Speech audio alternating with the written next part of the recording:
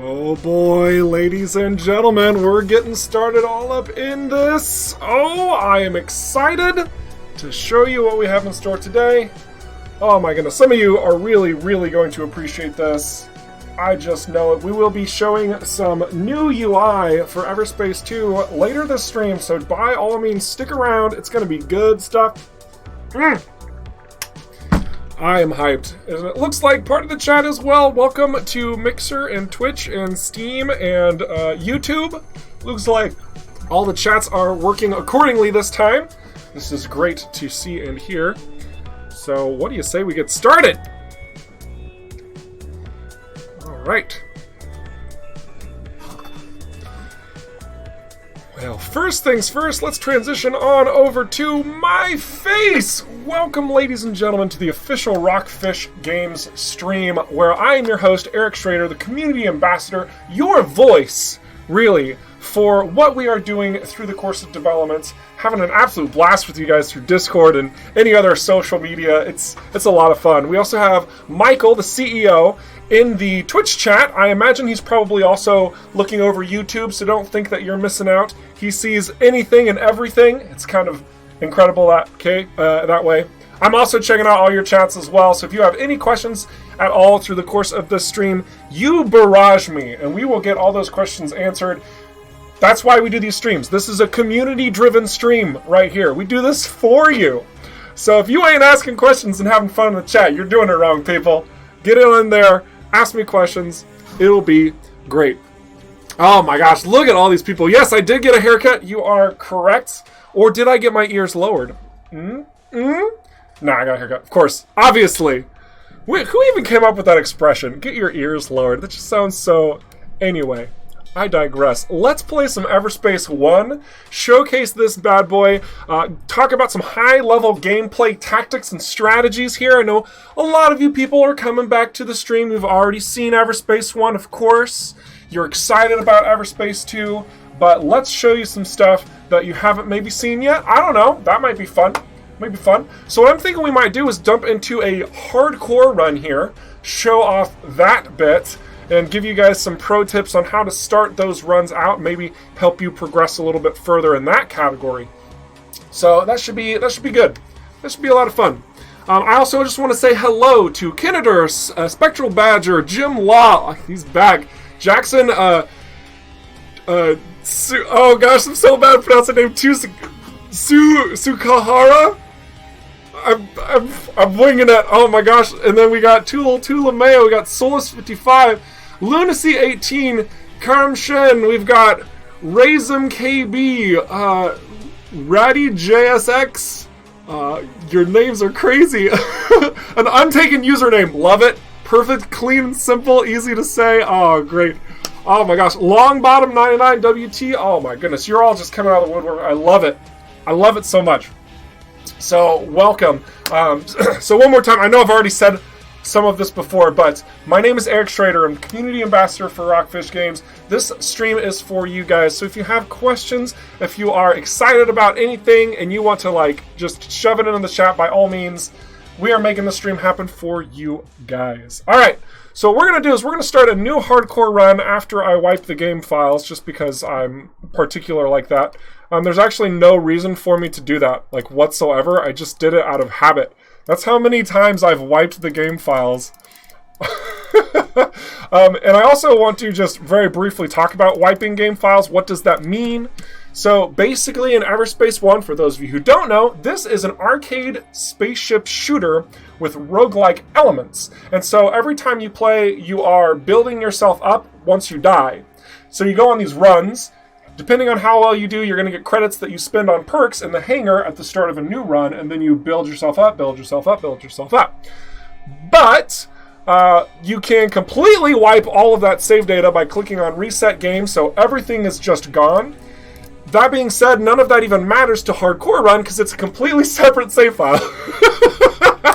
In Hardcore mode, this is more of your true permadeath status in Everspace. So instead of building yourself up through run after run after run, instead you have one chance. And if you die, you have to start entirely over again to do a hardcore run.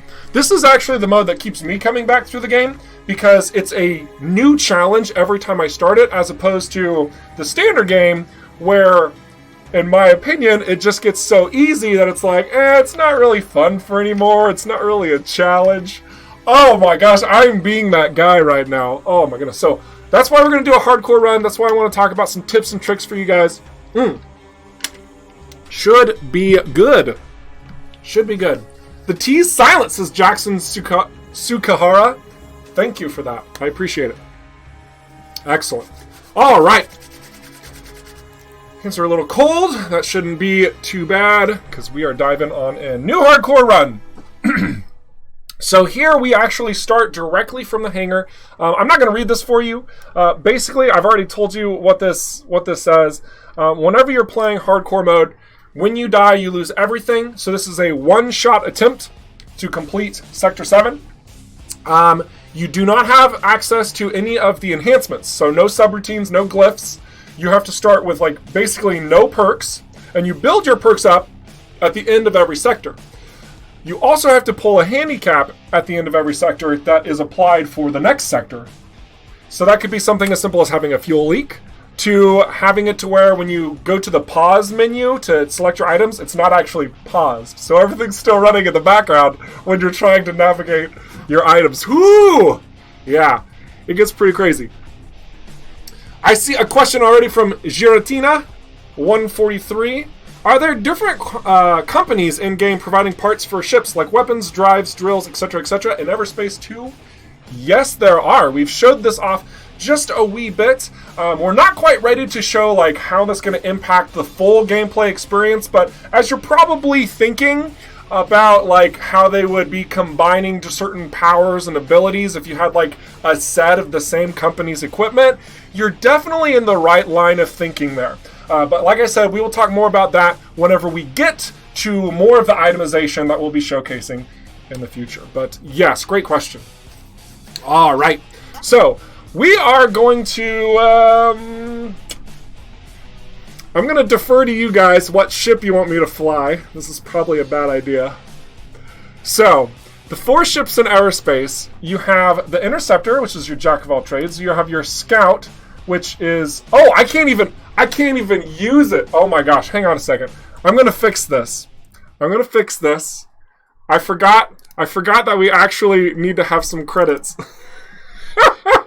Hang on a second. We have the ability to fix this. That's funny. So let me go into my... So what's beautiful about being a quality assurance tester is that you have to save scum in order to properly test. So I actually have lots and lots and lots of various save files, simply because of the fact that it's for my job. But then also in cases like this where I'm a complete doofus and forget that I have to have the ships purchased in order to fly them in hardcore mode, well, done and done. No problem whatsoever. I don't even know what you guys are talking about. Alright, so we're going to dive into a new hardcore run. So now we have all the ships unlocked. And where were we at? That's right. We were going to ask you guys which ship you want to see me fly on out in hardcore mode. So we have the Jack of all trades Interceptor. It's going to have a wide breadth of abilities. I can use almost all the equipment in the entire game, but for those reasons, it doesn't have any outstanding qualities. You have the Scout, which is incredibly fast, but it's made out of paper. This would be a very strong challenge early in hardcore, but if I can make it early, then it's going to be a breeze. Gunship is kind of reverse. It's really easy at the start of hardcore, but it gets really hard because this thing is slow and it doesn't have a shield, even though it does pack a ton of firepower. Finally, we have the Sentinel, which is kind of like the Interceptor, except flipped. So instead of it being a jack of all trades, it is very, very fine-tuned with energy and devices, and that's it. So it doesn't have many weapon options at all. It has the fewest options, in fact, in the entire game. But if you can get the energy that it needs and the devices working, it is going to be amazing. I see people saying scout. I see another scout. I see another scout, a sentinel. Let's see, scout gang, scout. Oh, I see too many scouts. I see too many scouts. And Tulameo, you said sentinel 3 times. You can't do that. You get 1 vote. So we are going to go with my boy, the scout. These are actually my classic colors. My username online is Giraffosaur, so we have a nice orange, black, and white, or excuse me, orange, white, and black paint job on the scout itself. I think that that's the way we are going to roll things out. So let's do this. Hardcore mode. Let's get started, see what happens. Things could go really sideways really fast, but if we can make it work early, then we're going to be good. Immediately, I see that we have camera shakes on. Get that out of here. All right.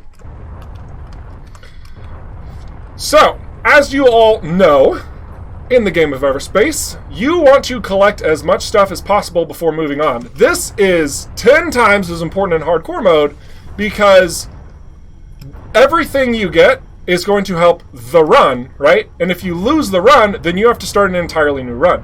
So you need to get everything. Like, we're talking everything, all right? So that's what we're going to be doing, is we're just going to be scrounging around for as much stuff as possible. And we'll see what happens. Will there be landing gear animations whenever you land at a station in Everspace 2?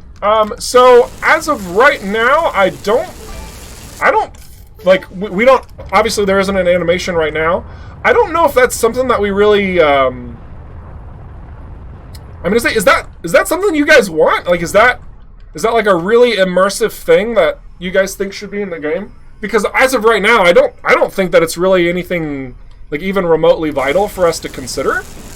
And I'm not saying that to like oust the idea. I'm saying that because I just don't know if that's something that really matters too much.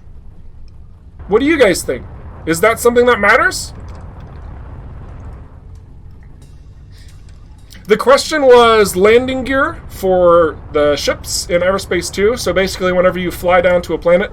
Something else to keep in mind is that because we're using a modular-based system for the ships, it would be very hard to make different landing gear for all of the different modules to fit together so that no matter what you're using, it just works. You know what I mean?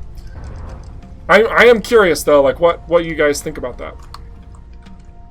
Yeah, it's fun. I support. Okay, so I support looting and shooting. So even though this is hardcore, we need to get as much stuff as possible. There's only 1 container. Okay, so we're gonna yoink and nothing. There is nothing in it even. All right, well, we're just gonna spin to win here. I don't even feel like cloaking. That was a brutal first area. We basically got nothing, so that's good. High risk, high reward areas are the best thing in the world for hardcore mode. When you see reds, you take them. Don't be too scared about them. It just means there's going to be more enemies, and more enemies are going to be warping in, and enemies have loot. So it means more loot. That's really what you should look at it as. Man, we need so much more energy. Whew, this is going to be fun. Actual landing would be sick. Alright.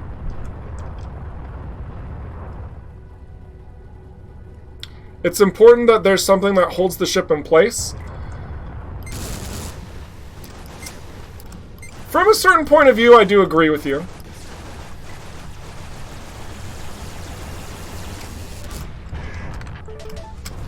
We do have to keep in mind, though, that there's a lot of emphasis on the arcade nature of the game.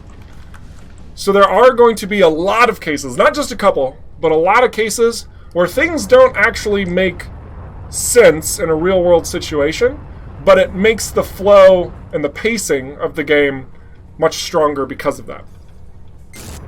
How will fuel work in Everspace 2? Ooh, I like this question. Hang on a second, let me blast this guy. Target destroyed. So, right now, there's not too much to really say on fuel, but if you've seen the prototype, which you will see later in the stream, you'll have known that fuel is not something that you really have to stack up or worry about at all. This could change. As of right now, we're not really too worried about it because we want you to be able to freely go anywhere, whenever you'd like, however you'd like, with the one barring elements being the tools you need in order to progress to the next location. So, for example, a warp gate that prevents you from going to the next system is inaccessible until you accomplish a certain task, right? It wouldn't be locked behind, oh, you need a special type of fuel in order to, like, do so. Well, I mean, I suppose that could be it, locking it behind a gate, if you will. But as of right now, like, we don't want to make it where it's like you have to have fuel in order to move, right? It's like then you run out of fuel and then you can't move. Is that fun? I don't think that's fun. I don't think anybody would be having fun with that. Like, oh man, I ran out of fuel, now I can't move. Guess I have to reload my save point. Oh, gross. What would be the point of having fuel at all, you know? Or like being able to jump out of an area, then all of a sudden you're stuck, and then you have to like scrounge around in an open world game for fuel. And because they're handcrafted locations and there might not be the best opportunity, you might have to wait for something random to happen. That could be a long waiting game.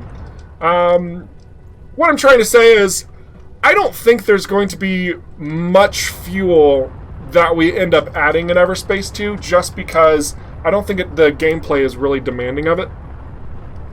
Can we fight ground bases on planets? You will be able to. Yes, you will. In Everspace 2, ground bases on planets will definitely be a thing. Okay, there is not much in this area either. I think we explored that already. I'm kind of tempted to fight the GMB, but we're going to keep bouncing around. So, something in hardcore mode that you should be aiming for is at least 1,000 credits, and ideally 2,000, in every location you go to. I'm actually behind my credit goal, because we didn't get anything there, but we got about 2,000 credits there. So, gonna have to try that bad boy out. Getting more credits here. We might have to start looting GMB. It's real dangerous to start things off, but nice shooting me. I just like getting up close and personal anyway. The shield's already back. Oh gosh. It's fine. Everything's fine. We're doing a nice little advanced tactic called reverse circle strafing. If you're not familiar with this, this is one of the greatest keys to overcoming the obstacles in Everspace 1. And frankly, it's going to help out a lot in Everspace 2, but the AI in Everspace 2 might have a couple tricks if you get a little too used to it. Anyway, reverse circle strafing is as simple as moving upwards, then to the left, then downwards, then to the right, in rapid motion to create that circle pattern. You could also do it the other way. And what this does is it keeps the alignment of your opponent's shots constantly missing, because they're aiming in front of you, right? So if you're moving in a circle, they're constantly shooting like out there when your ship's here, right? It's a very, very powerful tool.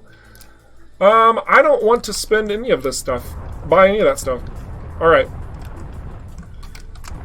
Let's get some mineable ore. We also need to get that jump suppression down ASAP. That could be our absolute downfall. But I also want that crystal. Oh, 2 for 1. The jump suppression's over here. Somewhere. There it is. Perfect.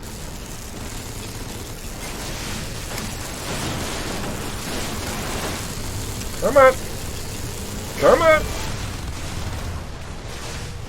Woo! Reverse circle strafing again. Getting a lot of nanobots. That's really nice to have. Like, there's no reason you shouldn't be maxed out on nanobots before Sector 2 in a hardcore run. If you're not maxed on nanobots by Sector 2, you're having some struggles. And that includes in the gunship. You should be able to get 20 nanobots. Okay, so let's go collect some of this extra loot. It's going to be real beneficial. We actually need the energy instead of having adaptive armor as a passive.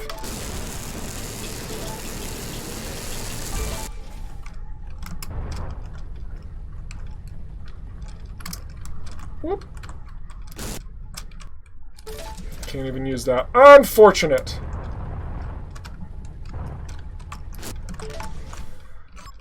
I'm going to take light missiles instead of stasis missiles. Somebody just cringed right there, like, what? Stasis missiles disable your targets completely, whereas light missiles just do a little bit of damage. But the reason I'm taking the light missile instead is to conserve my energy for my beam laser. So I'm going to use my beam laser to take out their shields, and then I'll just pop them with a light missile so my beam laser can start recharging for the next target. Don't need adaptive armor, game. Knock it off. Alright. Ooh, another one. And another one. Look at all these goods. We got a good spawn here.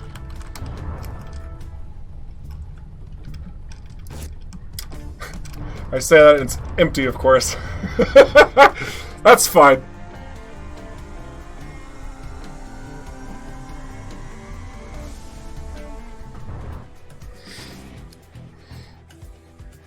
Michael, you're doing awesome answering questions in the chat for me. Thank you so much. Guys, for those of you who do not know who Michael is, he is the CEO of Rockfish Games. So you are hearing it from the big bad boss himself in response to those questions that I am not getting to. So Michael, thank you for doing that. Also, guys, thank you so much for your questions. It is amazing. It is lovely. It's good stuff. Will stations be divided into tiers? There will be different areas of space that are going to harbor more challenges and easier access points for the player depending on your level, like your in-game level, as well as your skill level itself. So if that's what you mean, yes, absolutely. Bloodstar says ghosted. Dude!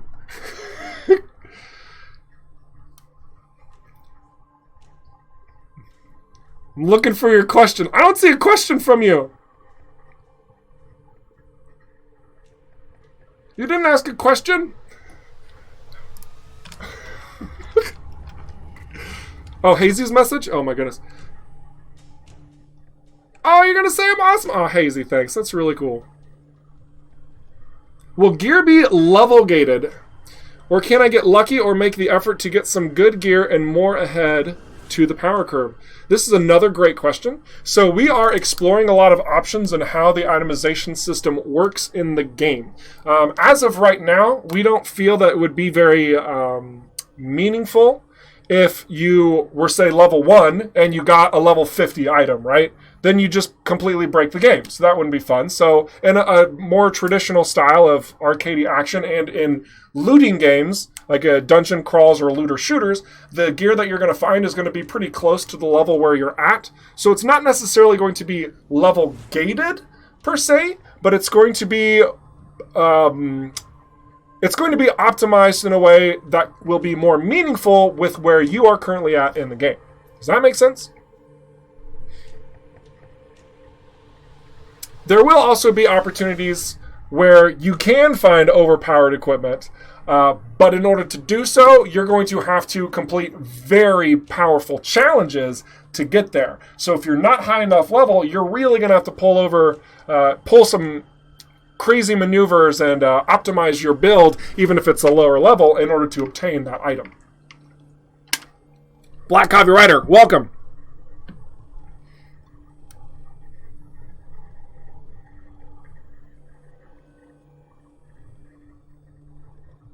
Oh my goodness.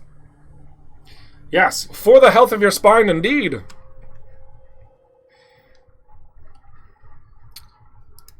What are the procedural parts of the game and what are fixed? Any areas that are completely procedural, asked Giratana.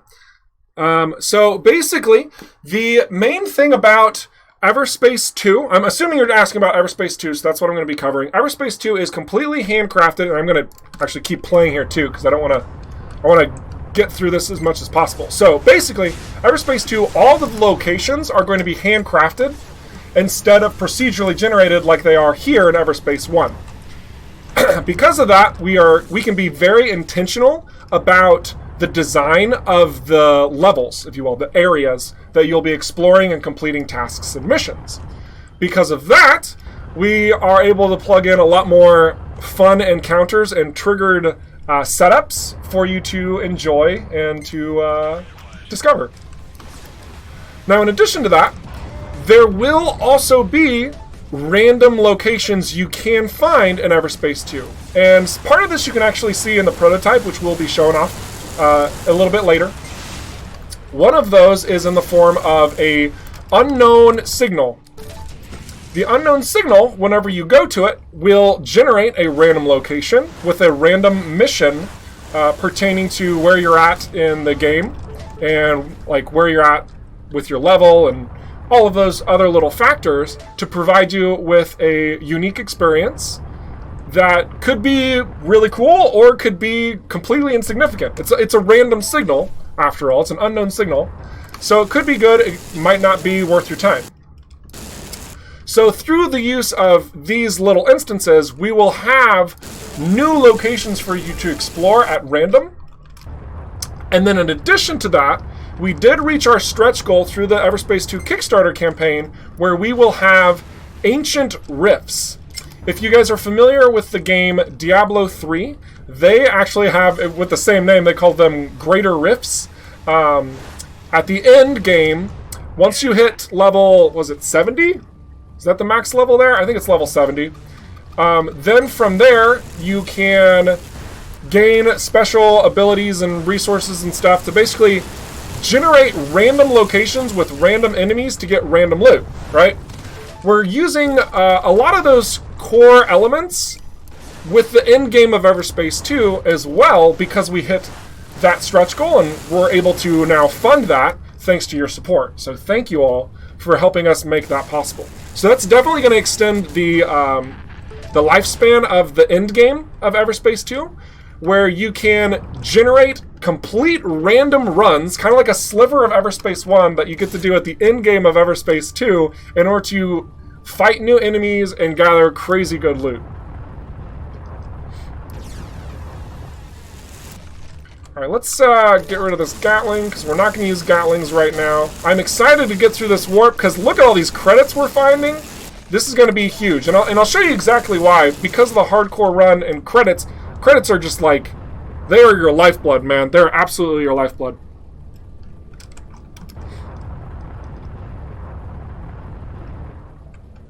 Will you ever catch two boss ships fighting each other? So when you say boss ship, do you mean like a large, like a intimidating threat style ship? Because I mean that stuff occurs in Everspace 1, where you can have like a drone carrier fighting. If it gets too close to an Okar frigate, for example, you could actually see it start attacking the Okar frigate, or like a drone carrier versus a corvette, as simple as that. Then like swarms of fighters fighting one another for like little big space battles. You know what I'm talking about, like massive dogfights. So lots of things can occur like that in Everspace 1. The sheer fact that we have more enemy types coming in Everspace 2, which are much larger and probably of different factions, you'll likely see some, I'm going to call them mini-bosses, fighting one another. Okay, so now at the end of this first sector, in hardcore mode, this is where we upgrade our ship. So instead of returning to the hangar after we die in the standard game, now we are upgrading ourselves. So for any of you who are playing hardcore and you think, oh my gosh, it's too crazy difficult, I don't understand it, these right here are your friends. And I'm sure you probably noticed this too in just playing the core game. But we want more regeneration. I am happy to spend the majority of my credits on this, just because it's going to help so much. So we now have 100 energy, and we have 9.5 for our energy regeneration. And that basically spent us out. We'll definitely have to get probably the device slots over here, and we'll definitely want some more speed as well. But for now, I'm pretty satisfied with these results. This is going to make a huge difference, which you will obviously see here in just a moment. Good stuff.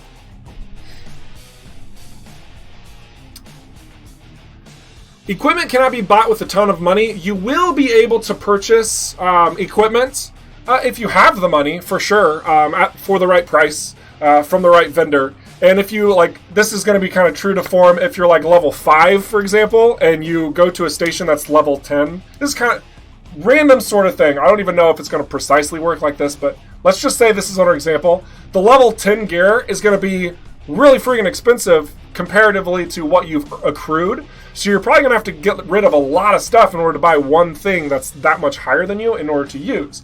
And you also have to keep in mind that if it's that much harder to utilize, it might also have more restrictions bound to it, meaning it's going to use more energy, right? So if your energy core isn't a level 10, but you have a level 10 item, you see the problem? Like, it might hurt you going for something like that, unless you get like a level 10 energy core early, in which case that would be pretty awesome. But it's all going to depend on your situation and what you're accruing. So there could be overpowered opportunities in Everspace 2, but we are going to be very careful on how we balance that out to where you can't find some ridiculous cheese to just power game the game. Does that make sense?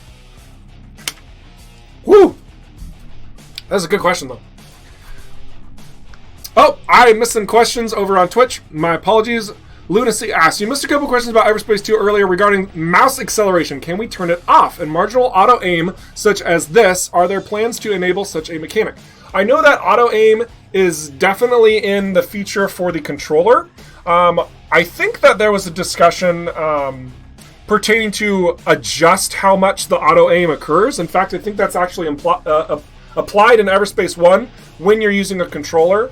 I don't think we would add that for mouse support. I don't think, because like mouse is precision level gaming, whereas controller you kind of need a little bit of extra finesse.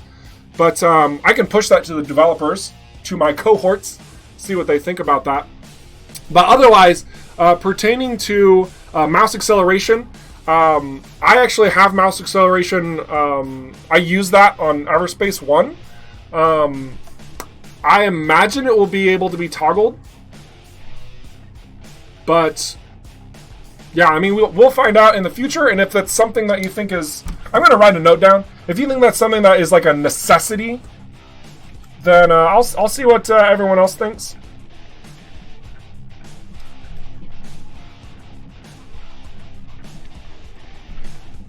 I'm not overly concerned about that, though, because I don't think that's game-breaking. It might be for, like, somebody's specific mouse that tries to, like, take over all the operations of the machine, of course. But otherwise, I'm not too worried about it. But good question. Good questions. Which NPCs from Everspace 1 will make an appearance in Everspace 2? That is confidential information, actually. We have not begun discussing the greater elements of the story of Everspace 2, so we'll have to wait until we are ready to talk more about that. All right, so we have two handicaps. We have to choose between these two, and because this is your stream, I'm going to let you guys choose. So do you want unfinished business, where jumping is prohibited when enemies are detected within 2 kilometers range, or primary school, where we can't use our secondary weapons?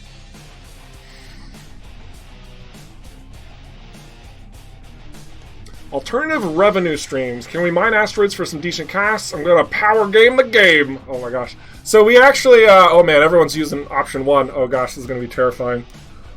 Okay. But, yeah, so there will be multiple ways that you can accrue revenue. Various jobs through various factions. Bounty hunting, mining, trading. You're going to have a lot of different tools in Everspace 2 that are going to help you or hurt you do certain tasks as well. And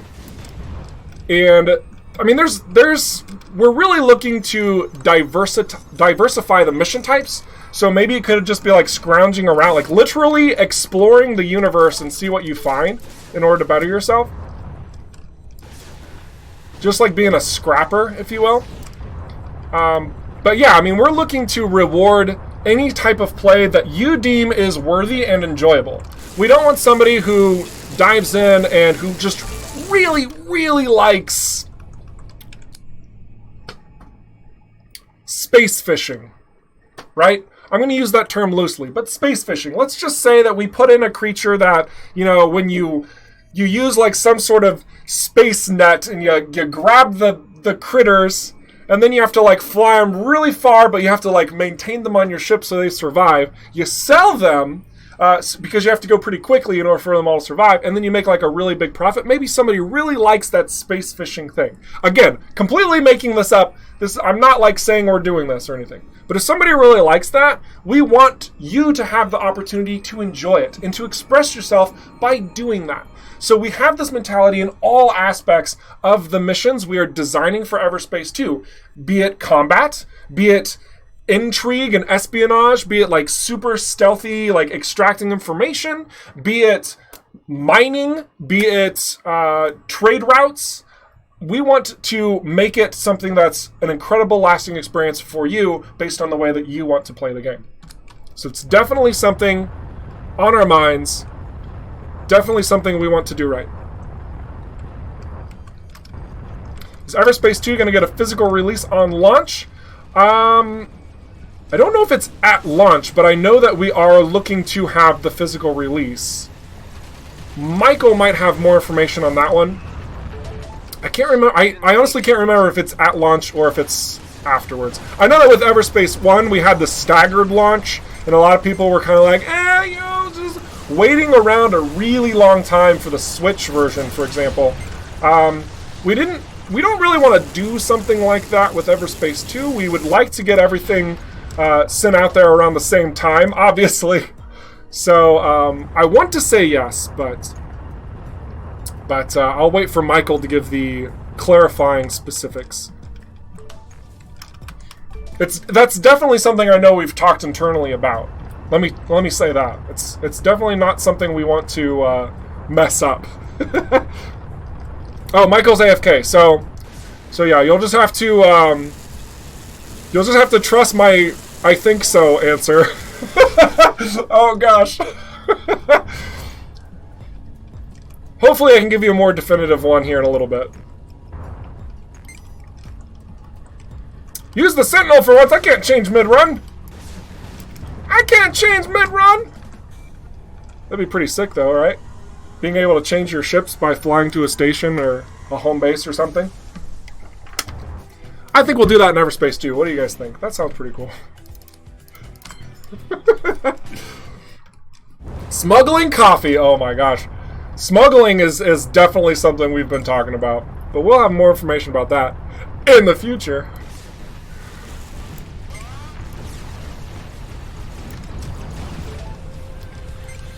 Resource transport. Nope, we're not gonna bomb them. Would have been nice, but wow, look at this crazy stuff going on. Oh, it's in a minefield, that's why. Them crazy outlaws.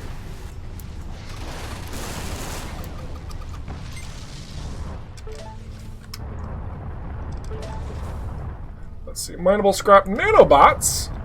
I'll take it. You know what, just for the sake of the stream, I am going to do something that I never recommend doing in hardcore mode, and I'm just going to jump. We're just going to move things forward a little bit, see what happens as we progress a little bit further. But the big thing about hardcore mode is that you really do need to take your time with every location, and you want to look for like the highest risks possible, because you got to get those gains. You got to get those gains in order to really get the power you need to persevere. Credits are really good. Alright, so let's get some of this crystal. Beautiful. Whoops, we missed a package. There we go. Oh my gosh. Too many nanobots, we can't hold them all. Okay. That's a good facility over there. We will power that up. In fact, let's just go do that now.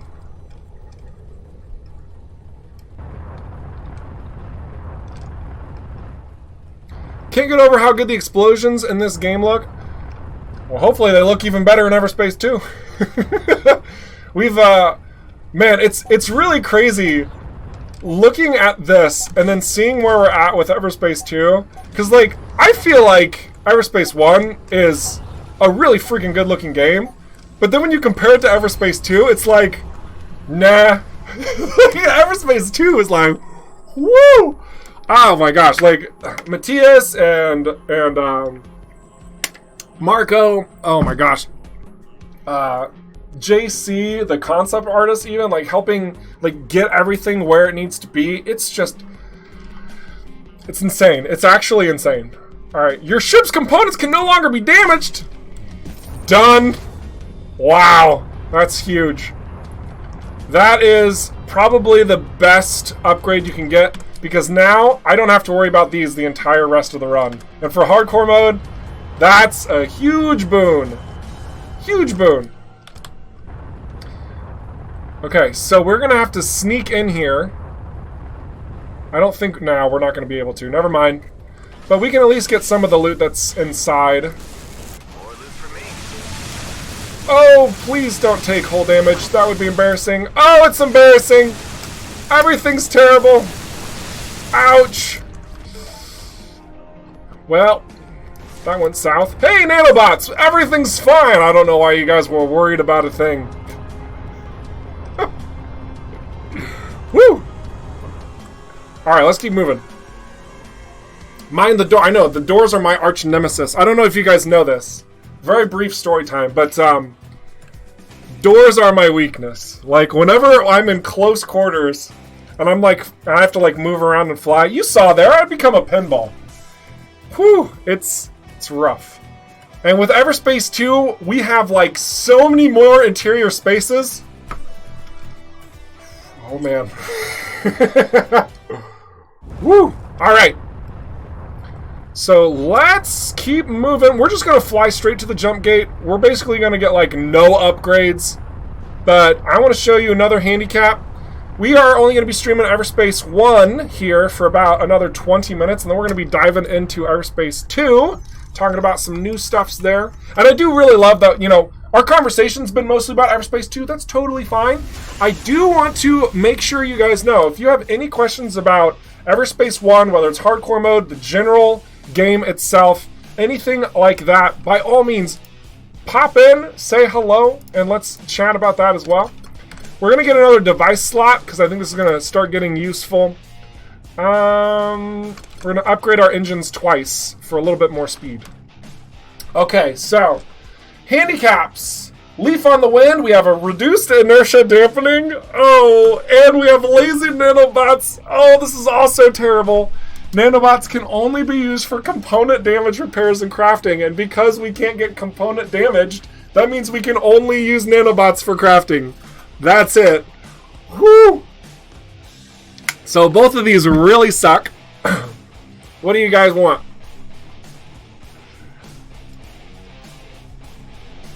I see one vote for two. No. I see three. No, I see 2 for 1, 2 for 2, 3 for 1 now. 3 for 2. Oh my gosh, we're tied. 4 for 1. This is tight. This is tight. Anybody on YouTube? Anyone on YouTube? Which one do you want to see? 1 or 2? We got another 2. Another 2. Another 1. Oh my gosh. It's super close. Pick both? Oh, I can only choose one. Alright, we're gonna be a leaf on the wind. Watch how I soar. Oh my gosh, it's gonna be crazy. Rage quit, says Mr. Void. Oh my goodness. Alright. So, we're getting more 1s in Twitch, and we're getting more 2s in YouTube. Oh my gosh. We're gonna go with reduced inertia dampening.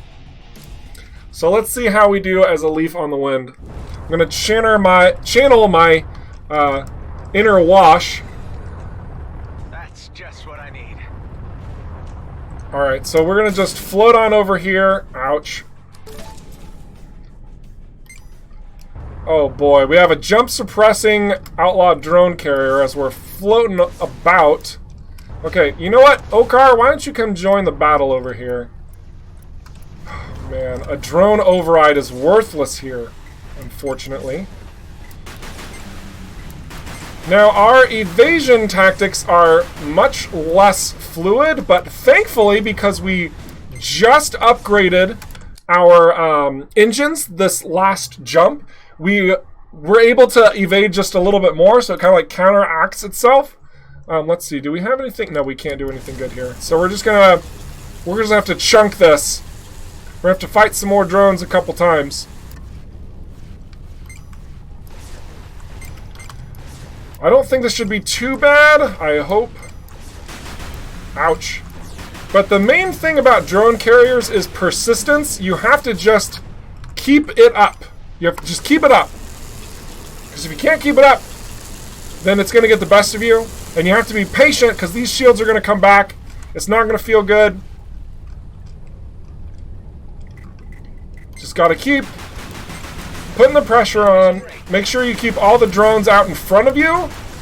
Because when they're all around you, then it's GG's, boys. Then it's just GG's.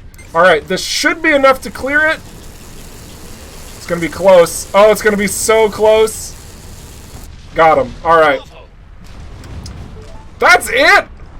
500 credits and 11 fuel? Ouch.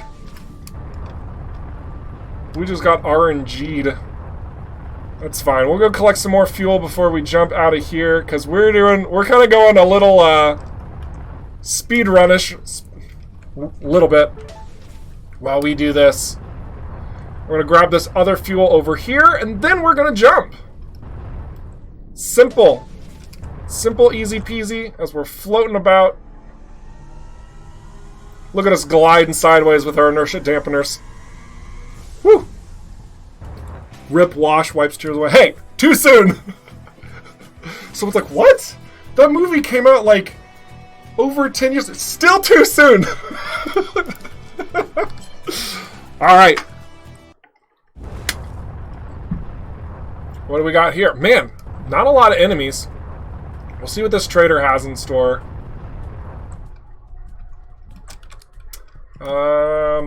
You know what? We're going to sell the scrap for monies. We're just straight monies. In fact, I encourage you when you're playing hardcore, if you can get extra cash, in fact, in the main game too, like if you can get extra cash, which is going to convert to perks, do it. Just do it. It is vital and so very beneficial to the run by doing that. So this drifting around hasn't been too bad. We haven't been in any like heavily populated areas of like asteroids and having a jump suppressor at a base, because those are the worst when you're drifting around. Oh gosh, I spoke too early. We have a outlaw marauder here.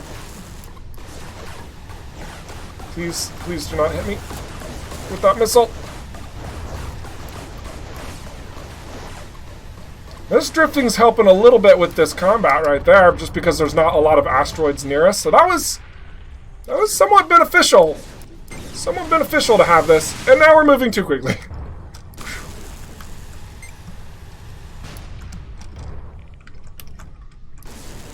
Alright. Sure are a lot of valuable goods lying around. Not much attention was paid to clean up after in our own way. Forget how fast this scout moves sometimes, because it's amazing. Alright, we got some mineable ores. Not too worried about it. Some plasma. Well, we just sold a lot of ore, didn't we? We're fine. So we're just going to jump. We're going to keep going. We got about 15 minutes left. There's no way we're going to complete the hardcore run. But let's see how far we can get, right? Alright, we're going to go this way, because it's two reds. We're going to go... Surprised we haven't jumped near a star yet. We're not actually far enough in the run to jump near a star. But we are far enough in the run to die from not having enough fuel. So we have got to get fuel in this area.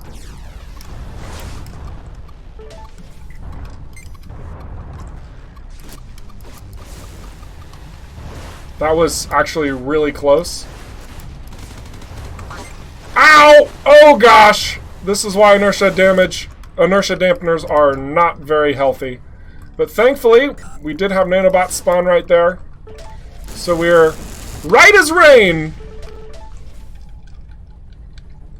Alright. Let's see what's over here at this base. We just have to be very careful not to bump into anything.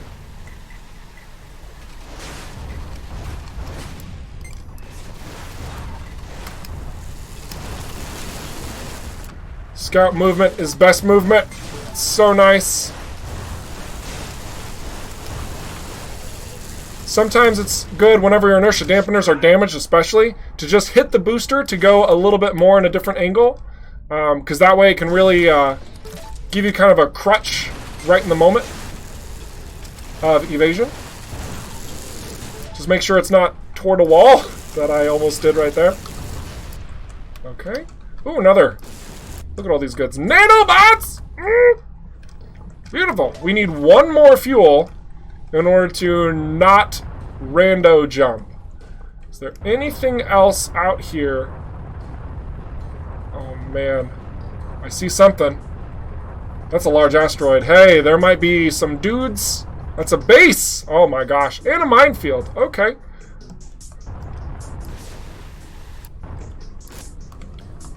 I thought that was a container. Whew, okay. No, close quarters. And we don't have to. Okay, we just have to be careful here. That's scrap, that's not fuel. I need fuel! Careful, careful, careful. Okay. Everything's locked and we don't have access key. Okay. Oh! Whew! Nailed it! No fuel, though. Ah, goodness gravy. Careful. Alright, perfect. Did we go over to this base yet? I don't even know. Unfortunately, that canister that we now have marked on our radar is locked behind a door, so we can't get there. I don't see any fuel pods. That Weber drone might actually be beneficial in this area. Oh, just kidding.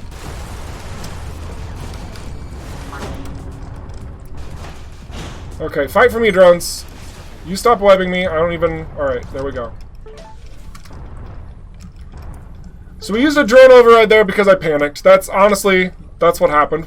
Oh, there's nanobots over on the other end. Perfect. We also found fuel. I don't know when. But that's huge.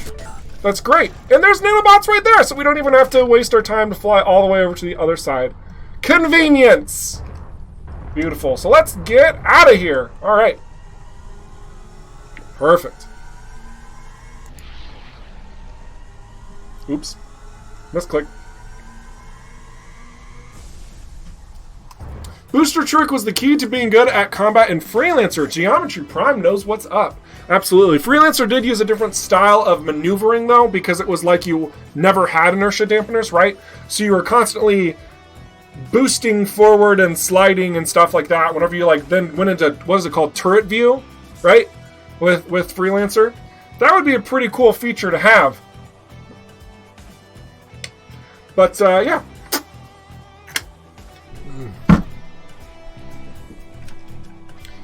This is by far our best stream.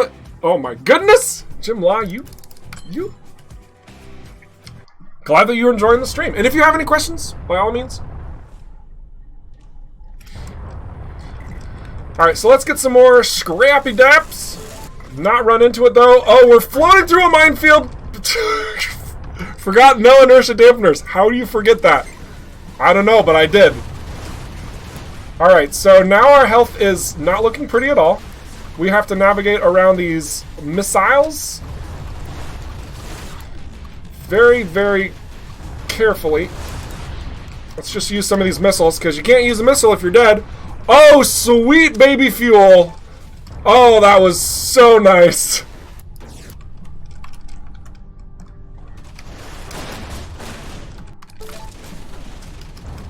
Alright, let's get some turret destruction going on here. I'm really trying to play it safe, speedily. Like, the fastest safe I can do.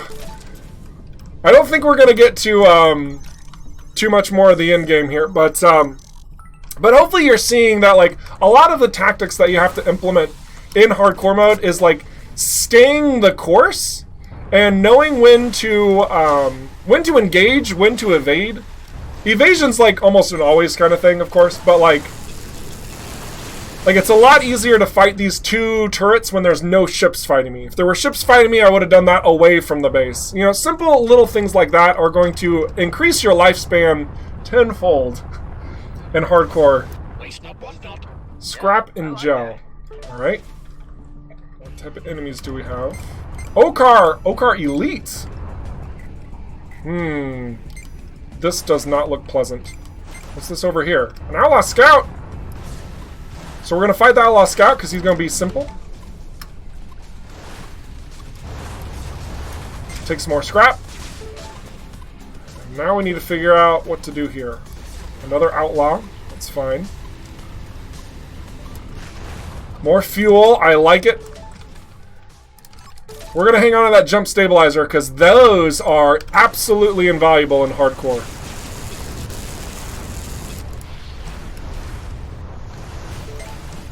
Okay, we got to get this drone down first. Shield charge drone makes any combat against Okar basically worthless until you drop them. Watch this. A light missile is enough to take out an Okar elite fighter in a single shot. This is why I prefer light missiles against the Okar.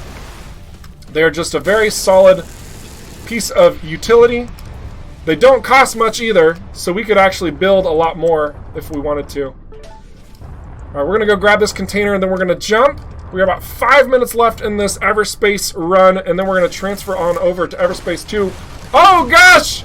Oh goodness! Everything is terrible! Pro tip, don't fly through a minefield when you don't have any inertia. Or rather, when you do have inertia. Excuse me. I said that wrong. Yikes! And there's not anything here that we even really want to collect. So the thing is that if we were to hit a mine right now, we would actually insta-die. And that's because the mine would deal damage to our shields and then also apply its whole dealing damage at the same time. So I would just completely get wrecked. So obviously we're not going to do that. Ooh, credits. So we're going to fly over to the credits and then we're just going to jump out of here.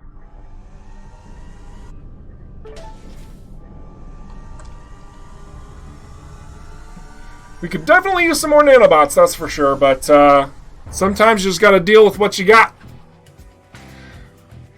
And Jim Law did answer that question correctly. Giratana, I'm going to repeat that for anybody else out there. Is there any multiplayer element, co-op or a separate PvP mode? I'm assuming not, but imagine co-op makes me excited. So yes, there is. When I say yes, I mean no. No, there's no multiplayer components that we are putting into Everspace or Everspace 2. Like, these are single-player games. This is how we are intentionally designing them. And it's actually how the majority of our community wants the games to be played. So it's a win-win for us, really. And that's the way that we are moving forward in the development of Everspace 2. I don't know. There might be something that we explore in the future with multiplayer, but it's not Everspace 2. So yeah, it's definitely a complete single-player game. You play it the way you want. You don't have any interactions of other people meddling in your business. Good question. All right. Oh, man. I really wanted to take that guy out, but instead we're going to go to the service station and repair. I think, maybe?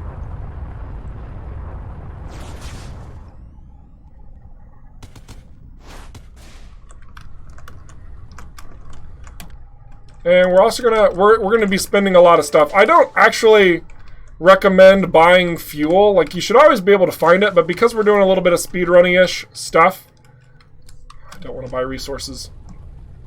We're just like doing it. Ooh, some dark matter. Ooh, some nanobots. Cool. All right, and we're out. So we're gonna jump here. See how we did through the course of this hardcore run for now. Give you guys an idea of where you should be at whenever you get to sector. I think we're sector 3, right? I think this is moving into sector 4. So we have our energy up a bit, which I highly recommend doing this. Just in both cases of the standard game or hardcore mode, this is your bread and butter right here. When you don't have to worry about as much energy, it means you can do so much more. It's opening up your opportunities. The next big thing is going to be like your device and secondary item slots, because this means you can hold more stuff, which means you have more opportunities. The next thing after that, I actually recommend your engines, because more speed means more evasion means less damage means more survivability. So, opportunities, survivabilities. pretty cut and dry. I almost never worry about fuel in hardcore. Some people are very adamant about like upgrading that and being like, man, you can hold so much more, you can get out of a jiffy. It's to your play style in that regard. Again, I don't really worry about fuel too much. I could probably be going for some hull, especially because it's super cheap. That is 120 credits. That's it. We have 4,000. Like, we can very easily purchase some upgrades here, but I'm stubborn and I want more energy. So we're gonna go over here. We're just gonna go pop, pop, like that. Because I would much rather have energy than more health. Because I want to do more. That might be bad. I don't know. Bad advice. But yeah. So let's see what the handicaps are before we jump in here. Oh man, Okar forces jump in after 3 minutes. It's called fair game. And then aggravated battery. Energy core recharge rate is lowered by 40%. Both of these really suck. Woo! Wow. But yeah, it doesn't really matter because right after this, we are diving into Everspace 2 to talk about some new stuffs. So we're going to go ahead and save and quit this bad boy. Thank you, everybody, for this first portion of Everspace 1 and all of your questions and whatnot. I know that you guys are so focused on Everspace 2, so that's what we are diving in next. I need just a quick break, but we will be right back very shortly with all those goods. Don't you go anywhere. It's going to be a really fun time. So I'd say about 2 to 5 minutes. We'll be back.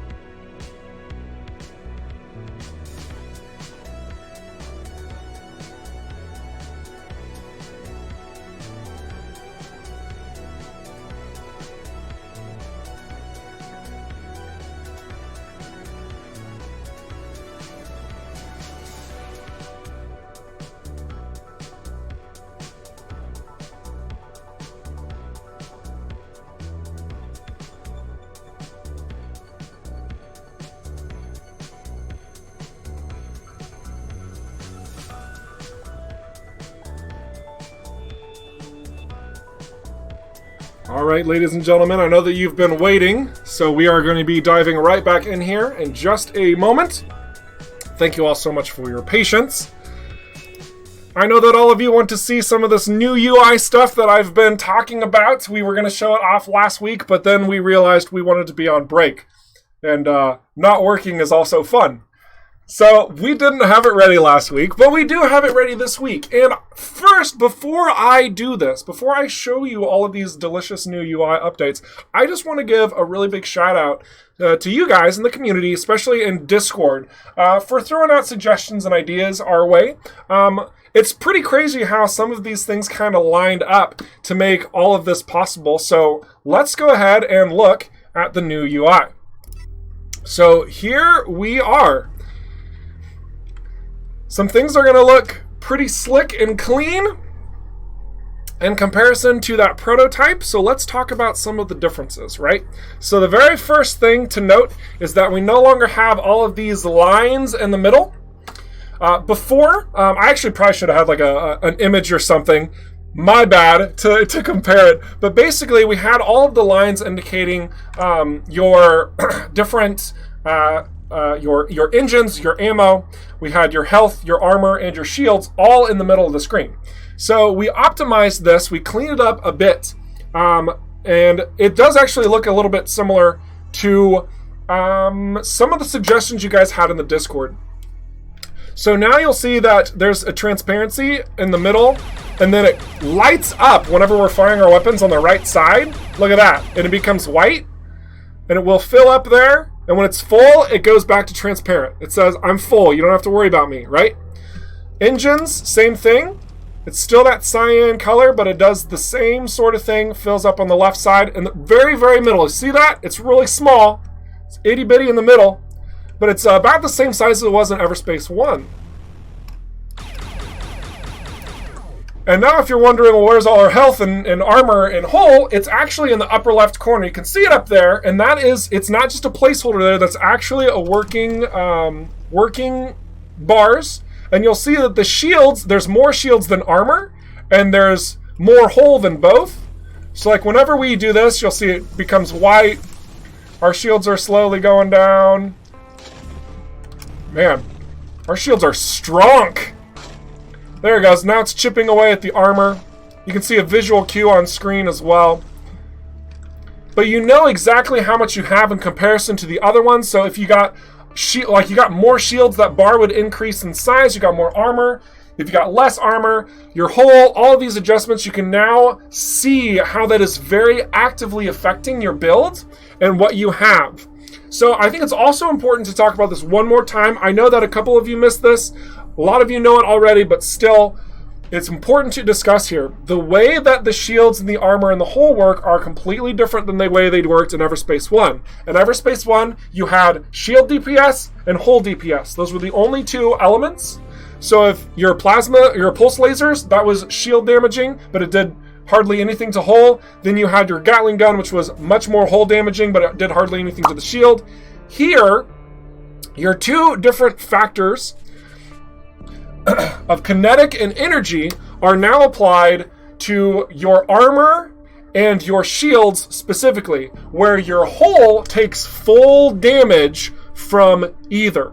Okay? It takes full damage. Okay? So again, I want to point this out.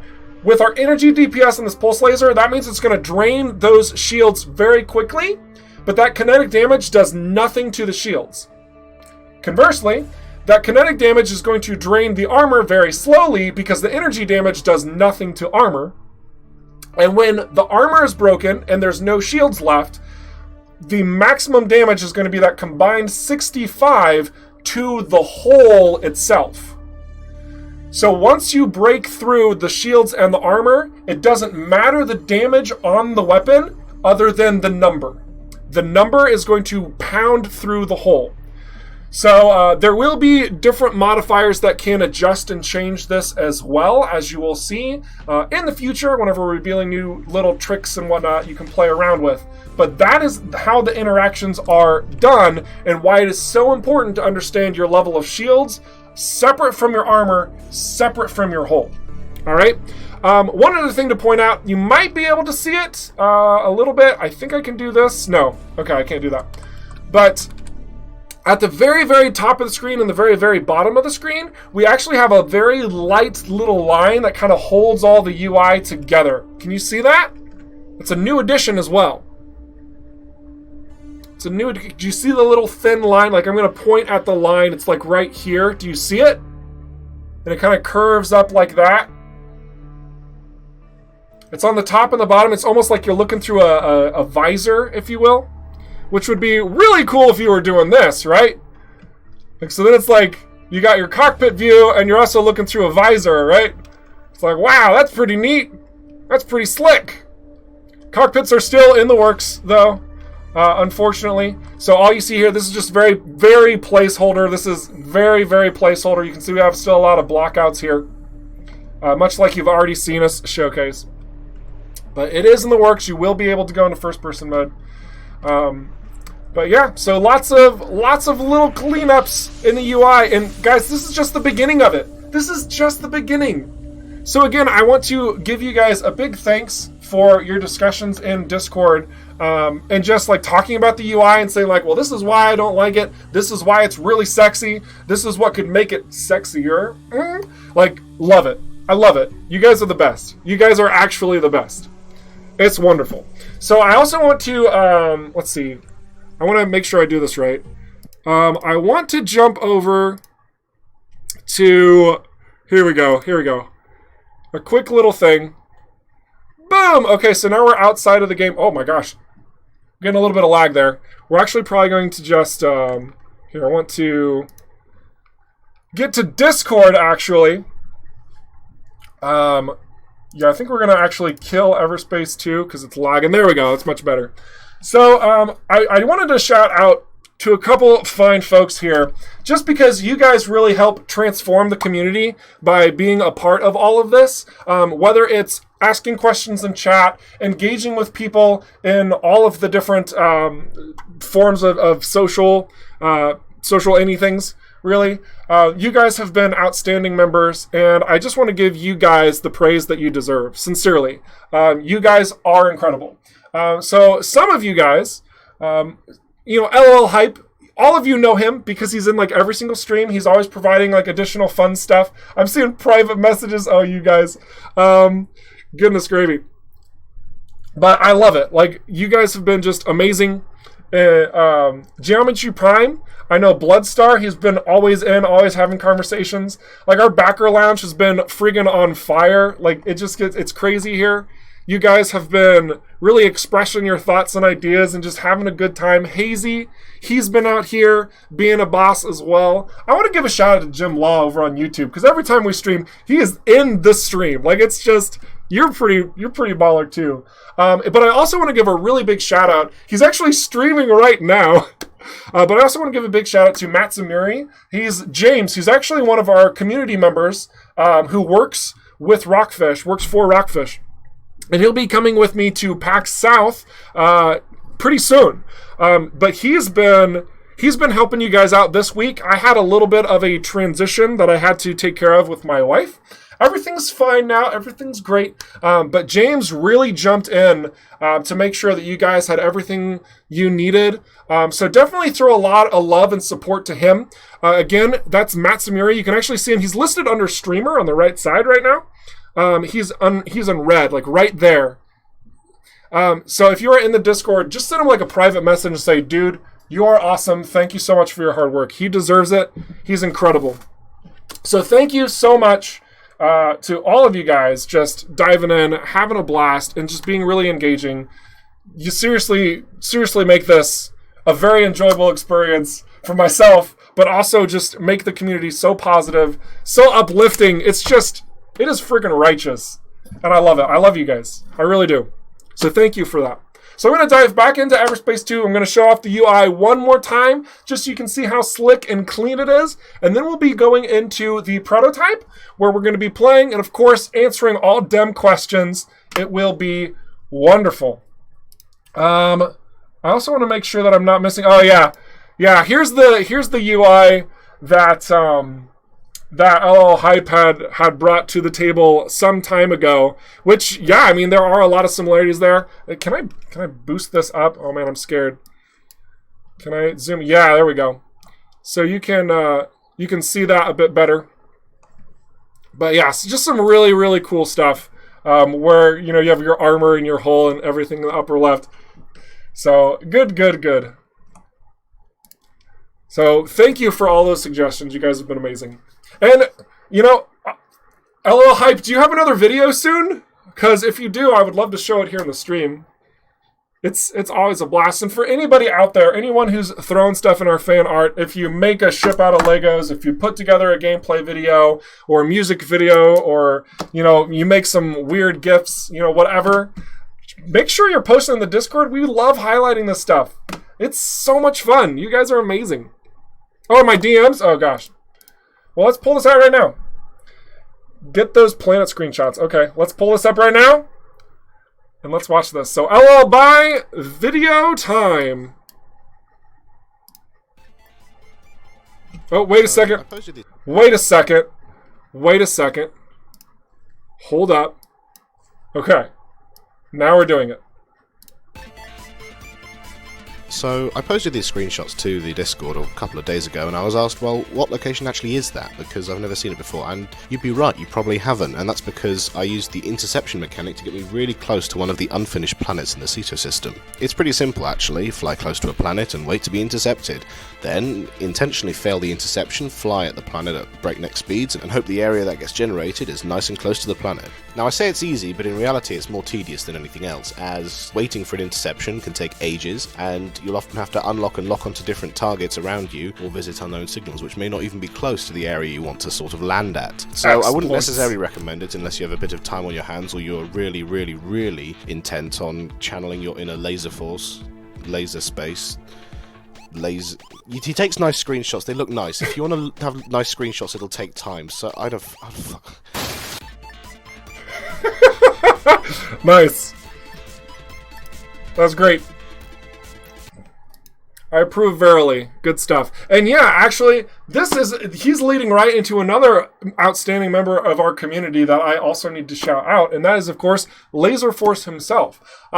So also want to let you guys know that guy, he is absolutely insane when it comes to taking screenshots, and he's been going through a number of different things and figuring some stuff out, so definitely send some positive vibes his way as well. He actually recently came back into the Discord and is starting to drop new stuff in the gallery. For example, this shot right here, I'm going to pull this bad boy up.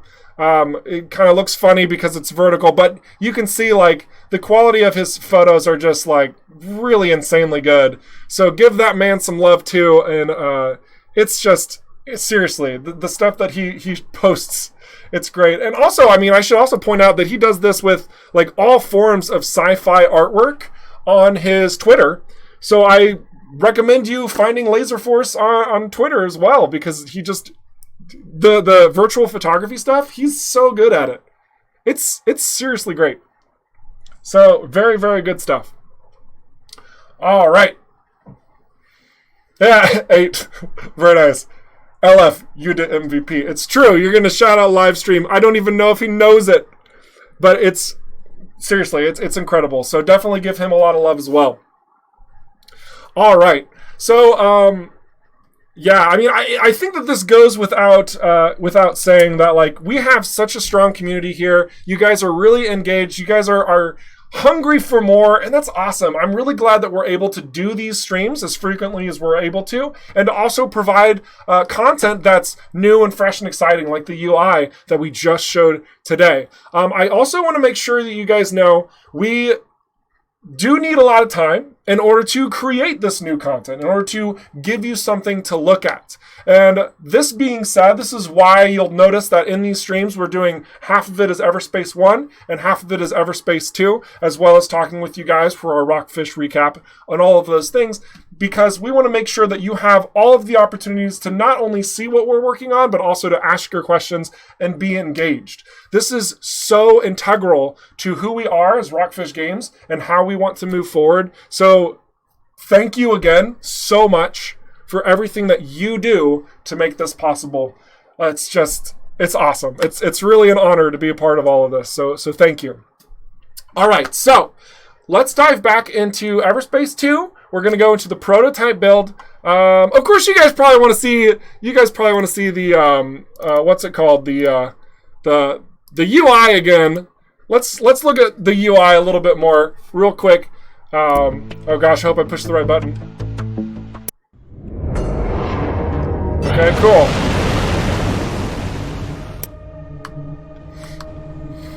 Yeah, you'll see a little bit of dialogue there. Don't worry about it too much. You don't know what any of that stuff means. But yeah, anyway. So basically, a little bit more of the UI. Let's just look and see how it actively is affecting your shooting and your boosting. Keeping things nice and fresh and very clean with the new shields, the armor, and the hull. So you guys don't have to worry about all of this stuff right in the middle now. You have a nice clean viewpoint of everything.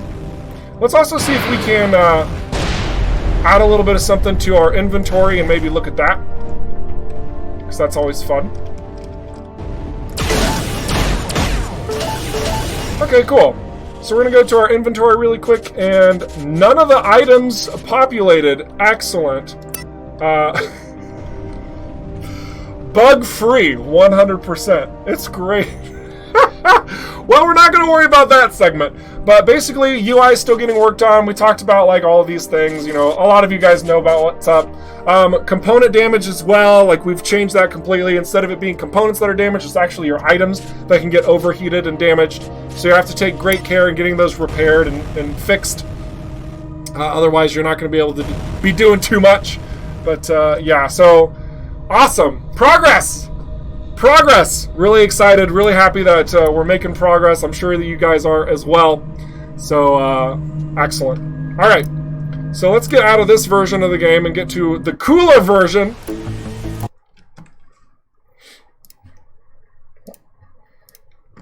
Nice black waiting screen. Da, da, da, da, da, da. Elevator music. Da, da, da, da, da, da, da. Alright.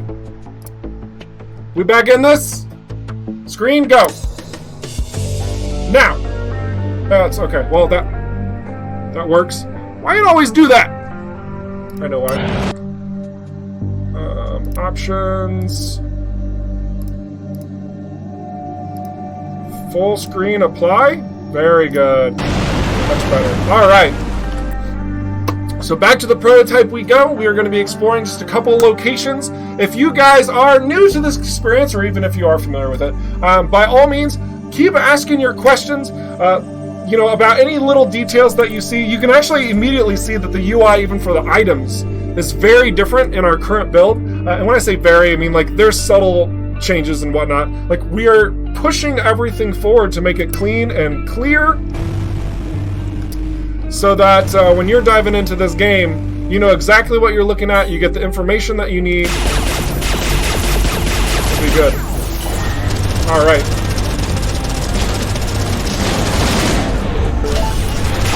So we can actually use the pulse laser against these hole bits.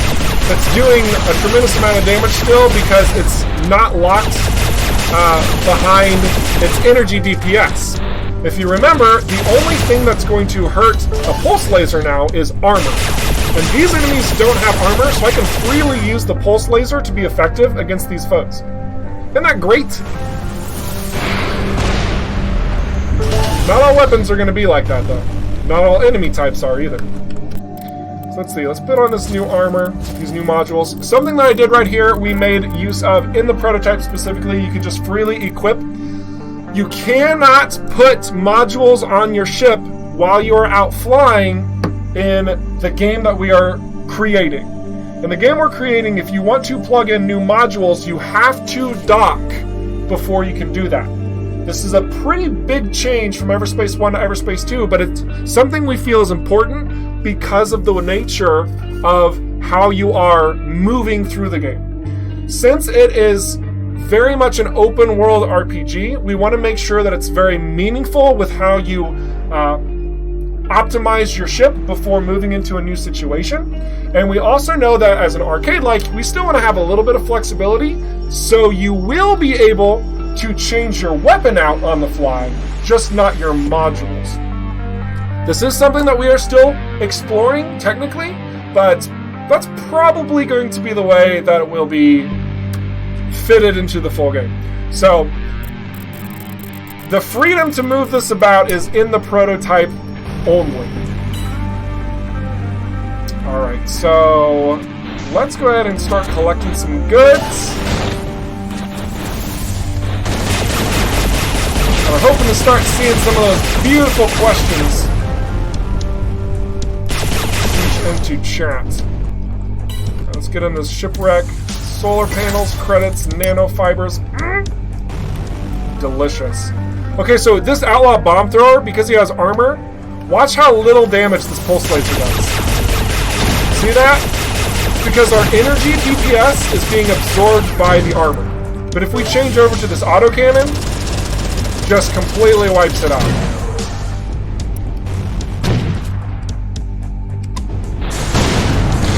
Beautiful. I absolutely love the grapple mechanic in this game. I'm just thrilled with how it's been operating. I'm really excited for the various utilities that we'll be able to use, including but not limited to grabbing mines. Did you know you can do this? Grab mines and then chuck it at your foes if they don't shoot it out of your hands. Lots of little tricks if you're quick enough and precise.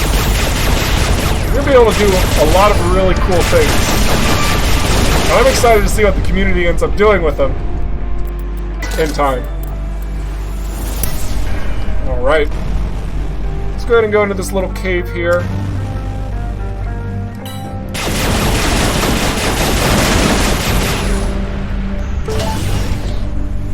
Activate this drone buddy. Beautiful. Ooh, a mine launcher. I'll take it very much, thank you. Excellent.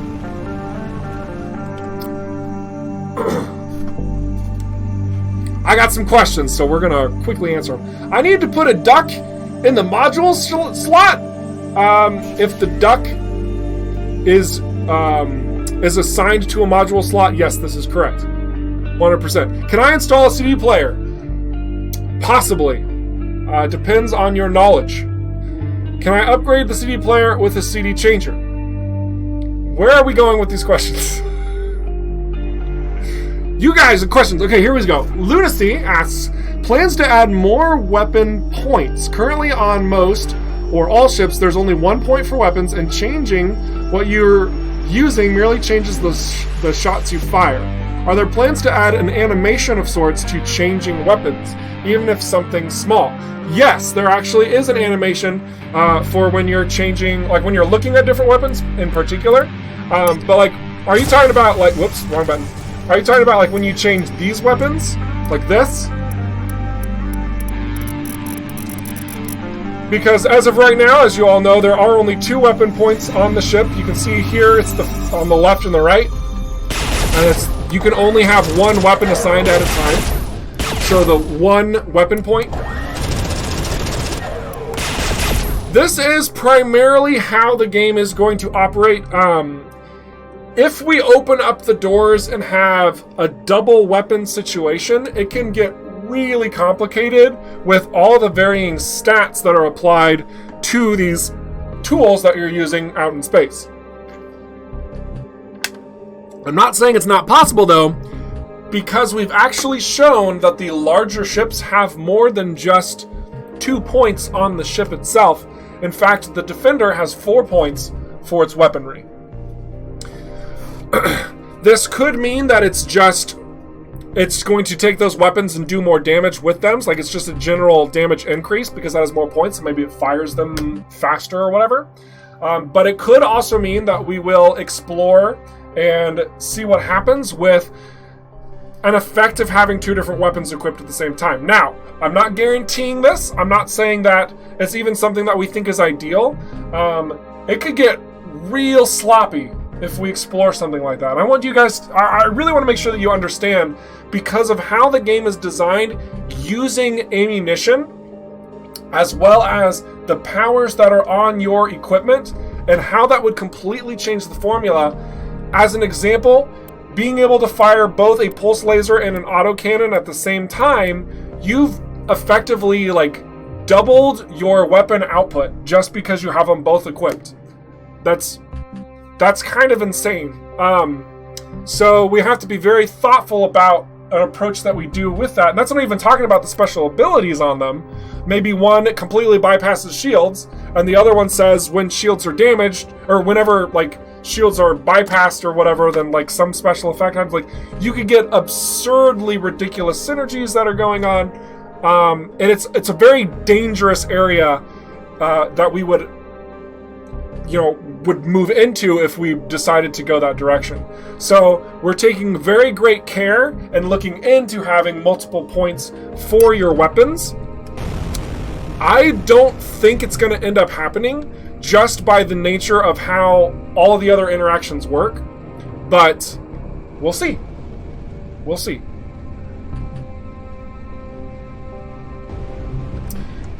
Jim Law says 2 weapons at once only happens on the tank, i.e. turret and laser. This is correct. So that's actually a very huge feature of the gunship, is just having that extra weapon firing.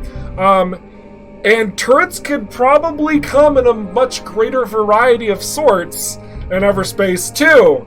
Hint, hint, nudge, nudge. So there will probably be opportunities to have 2 different weapons, but having 2 different primaries in particular could get incredibly sloppy incredibly quickly. So we are going to be very careful in how we approach that. Railgun plus scattergun. Oh my gosh. Woo!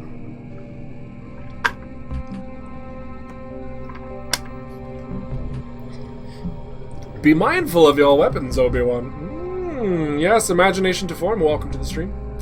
Do weapons move around on the whole of the ship, or are they all fixed weapons? So because we're using a modular-based approach to the ships, so what I mean by that is, like, obviously we have this ship, and we have this one, and we have this other one, and we have this one, and we have this other one, and there's also this one. Also, we have this one, and this one, and we have this one. Like, these are all modular-based, right? Like, you're seeing some of the components that are from others, like, getting plugged into the other ones, right? But we're being very intentional about, like, where weapons are getting placed. Like this weapon right here on the side, you can see. Actually, we could probably do this and make it a little bit easier. You can see, like, we're being very intentional about. Man, that is polished. We're very intentional about how we're, like, placing weapons on. We want it to feel like it fits really well, no matter how you're choosing your weapons and whatnot. But there's basically only one slot for each type of wing that you choose. So because of that, like, we're not really, like, it's not going to be like something where you customize where the laser point is at, for example, right? So, like, on this ship, like, they're not in the middle. There's no weapons in here other than your missiles, which fire out from the top. Did you know that? The missiles actually fire out from these sorts. Let me show you. See, we are firing that missile right now. See that missile? He's launching from this port. He just popped out and he's going forward from there. So your missile ports are also in different slots based on your wings. Don't know if you knew that. Coalition! Alright, so I don't know what that was, okay? Just I got really excited. Alright, anyway. So weapon slots on the ship, as well as the missiles, very intentionally placed on every single set of wings. Every single set of wings. Can you see the guns rotate around? I don't know if we've implemented that yet. Let me... Actually, yes, you can. So you can see... Whoops. Oh, gosh. Oh, gosh. Oh, what am I doing? Okay, so you can see that the weapons are actually rotating to fire over to the left there. This one's also rotating to the left. Beautiful. So we are also being thoughtful about how that rotation is, because it wouldn't make sense if this thing could, turn and face this direction, right? And then just like pew pew right into yourself. That'd be embarrassing, wouldn't it? So we're being very, very, very careful about how all of these modular pieces fit together. If that makes sense. Very, very careful. Because we want it to be where you can there's going to be varying differences between the ships, right? Like, I mean, we've already looked at this once, but like, the weapons on the front of this one are differently placed, as well as the missiles, which are, where the heck are the missiles? Ah, they're down below. See that? So like this ship, your weapons in the front, and then the missiles under here. This is where the missiles are launching from, right? And that's going to be true to form for that style. But then next style, you know, you have your missiles in the middle here, but then weapons are these in the middle? No, they're actually all the way spread out on the wings. And these are closer in the middle. Interceptor with the missiles up at top. We already saw that one. These weapons are lower based with the missiles underneath the wings fitted right there. That seems really dangerous. That seems real dangerous. But I suppose it fits.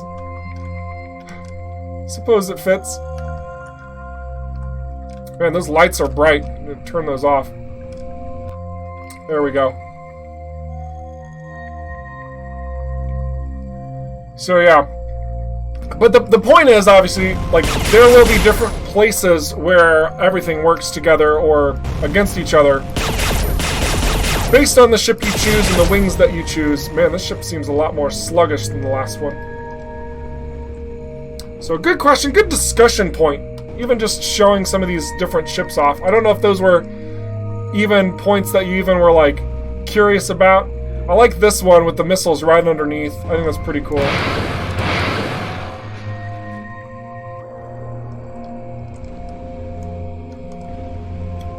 Yeah. The weapons here in the middle instead of on the outside. So yeah. There's a lot to think about when we're making this modularly work.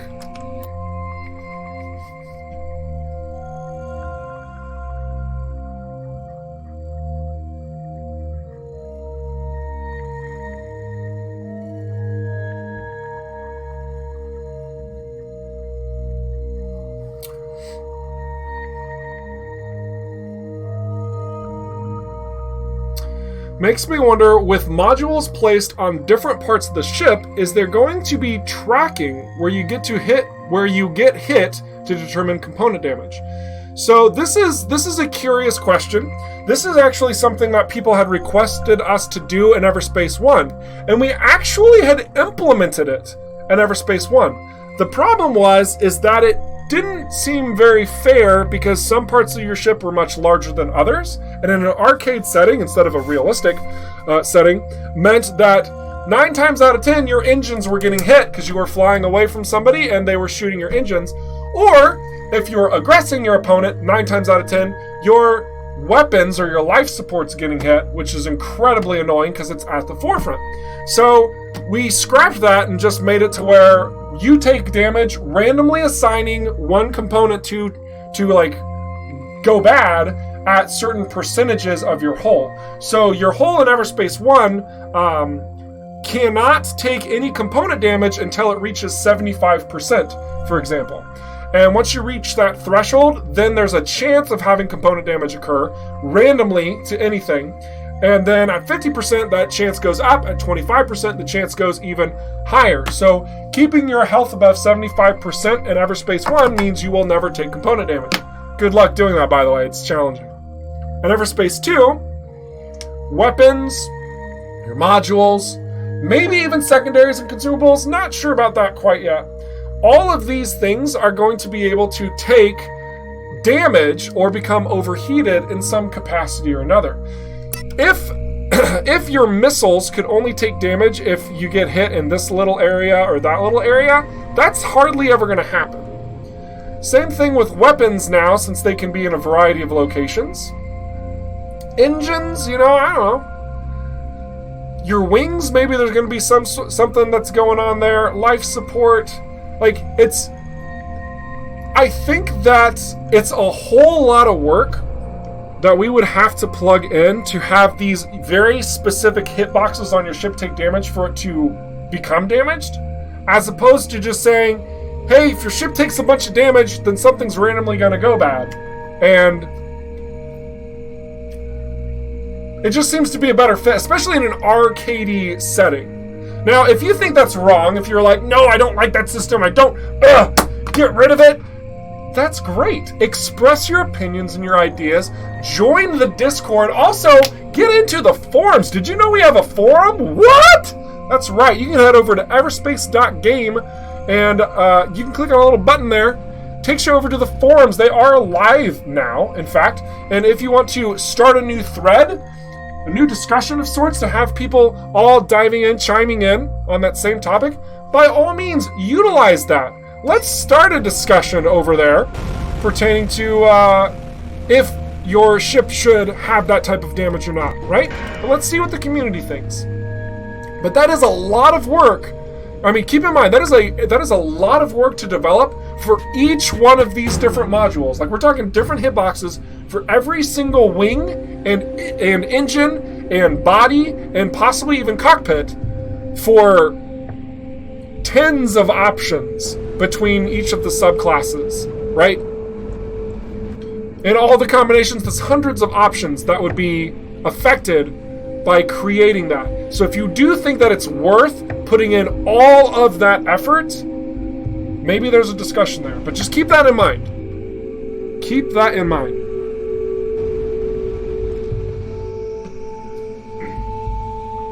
You want to see me blow one of the wings off? Dude, that would actually be sick. Battle damage, I think, is always awesome. I don't think that's gonna be a thing. Again, that would be really cool, but man, that also kind of goes into the whole hitbox thing, and then we'd have to develop for all of the different wing styles and all the modules, blah, blah, blah. I'm gonna write it down, though, because I do think it would be cool, but I'm not very hopeful.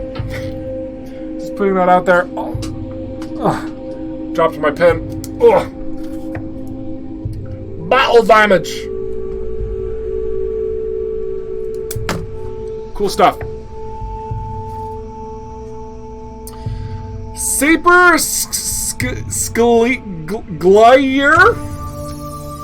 When hits will go out in Xbox One demo. Are you asking about the prototype being playable on the Xbox One? Because I don't believe we will have the prototype available on the Xbox One. I believe that the way that we are doing it is that the early access, the alpha, the beta, the early access will only be available on Steam. So if you have a PC, you're able to play these versions. At release, we will have all of the console variants for the full game. But the demos, I do not believe we're going to be doing that. Oh, Michael actually just chimed in, and I'm glad he did. This is good clarifying information, actually. So I'm going to read verbatim what he said. He said, we're still talking to our friends at Microsoft about Xbox Game Preview, which is all we can share at the moment. Thank you for that clarification, Michael. That is huge. So there you have it. Might be possible. Not sure. We'll have to keep you informed and give you the news at a later point in time. What about a damaged texture? Already implemented. And that is something that we want to make look real sick and cool, right? So, long bottom, very, very, very, very close to what we were already envisioning.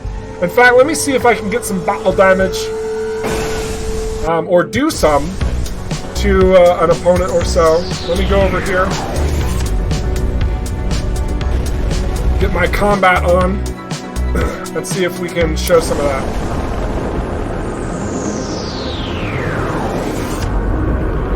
First things first, we need an enemy. Here we are.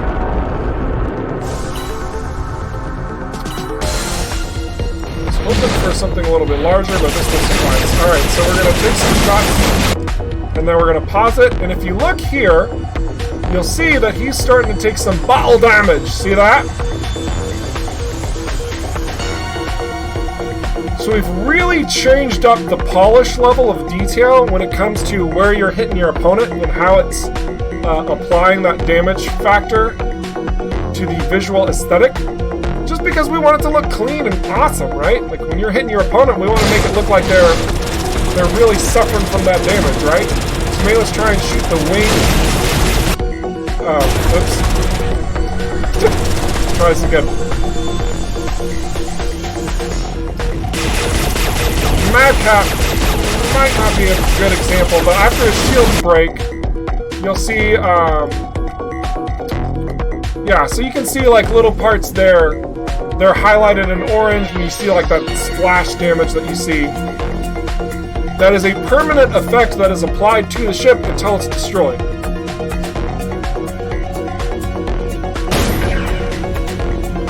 Now, if we end up taking damage, just get rid of our shields here.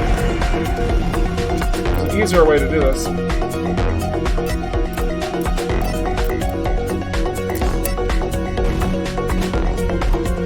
we're gonna just. So now you can see. Oh, the distortion in the upper left. But now you can see we're taking battle damage. See all that? Oh yeah. So now that has been applied to our ship. Man, look at all the damage on the outside of the screen. It kind of looks like a glitch is occurring. So we've changed up how that looks as well. I'm sure some of you have noticed that. So that's kind of the way that we are approaching battle damage this time around. If you recall, in the first Everspace, the battle damage was simply a mesh that was overlaid on the entire ship. That the more damage you took, the more of the damage was revealed. So it didn't actually matter where you took damage from. It was the same no matter how it looked, but if you were almost to death, it looked like you were about ready to just explode. Here, you actually have the damage shown where you take the damage. And I don't think that this is currently permanent, and I don't know if we want to make it something that looks permanent. In fact, let's actually see what happens if we wait for the ambers to burn out on the wings there. Yeah, no, so they're going away. So you can actually see it fades back out. So kind of a general texture thing. That'd be really cool if that damage stayed, though. Does it? I don't think it does. No, it's slowly going away.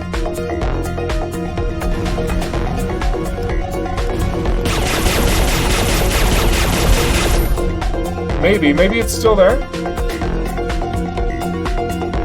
No, it's definitely gone. So it's kind of like a temporary representation. So I had to think through that as you asked that question. But I don't think that we're going to be doing a similar mesh-style reveal thing that we did in Everspace 1 with Everspace 2. I think we're going to make it to where your ship is basically clean the entire time, but we'll have the temporary looking damage based on where you're getting shot. Also, welcome Excelsior to the stream! Yeah, photo mode is so much fun, Kinator. I really enjoy it too. Minimum specs comparable to Everspace 1 or much higher. They will very likely be higher. Gianlusa, very likely be higher. Maybe not like a crazy amount higher, but definitely higher. We don't have the specs yet, since the game is still heavily in production. But if you are able to run Everspace 1 at max settings, you will comfortably be able to run Everspace 2 at least at medium settings. At least. If you struggle to run Everspace 1, then you're probably going to struggle quite a bit more with Everspace 2. Though we are still making sure that we implement all of the different tools necessary to customize your setup accordingly to get maximum performance.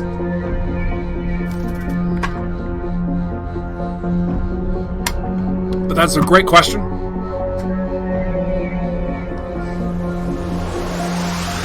Yeah, Jim Law, the sparks coming out of the ship. Yeah. You know, thanks for the question. It's really appreciated. Thank you. Add some debris falling from the enemy ships when you hit them. Yeah, we actually have... Oh my gosh. We have some really cool effects that do just that. I'd be really careful with how I said that. Excelsior, we will show more of that in the future. But, yes. Very much yes. Alright, I'm missing some questions over on Twitch. I'm going to check this out. Long bomb looks dope. Good. Good. Oh, the music volume. Oh my gosh, I'm so sorry. I forgot to turn it down after LL Hype's video. Oh my goodness. Yeah, sorry about that. Now you can hear me again. Excellent. Glad I looked over. Thank you, Bloodstar, for pointing that out. You're a rock star. Blood rock star. Get a new paint job to get it removed. Oh my gosh. I think that's going too realistic, right? Because, like, again, the game it's a looter shooter where we want you to, like, be flying around, blowing stuff up. We want you to look cool doing it. And, you know, sometimes looking cool, people don't really appreciate the damage so much, even though it does have that realistic association, right? It's a really hard territory to validate because of how much work it requires to plug in. And there's not usually a lot of appreciation for it in the long run, simply because it's a completely unneeded element of the game, right? So it's definitely a talking point. I think that if it's not on the forums yet, it needs to be a thread. So somebody needs to get out there and be like, hey, let's talk about battle damage. Because seriously, like, I don't know how many of you guys think that would be amazing and how many of you guys think it doesn't matter. Like, but getting your voice out's the best way to make it happen, or not. So it's good. Lunacy has an expansion on the question. Let me see. To expand on the question I had asked in stream about multiple weapon slots, what I meant was multiple mounting points, not multiple weapons at a time. Okay. Okay, I see.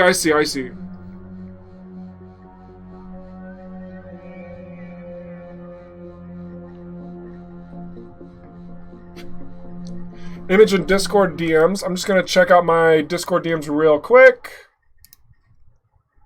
Okay, I see what you're saying. Yeah, I appreciate the visual representation as well. That's awesome.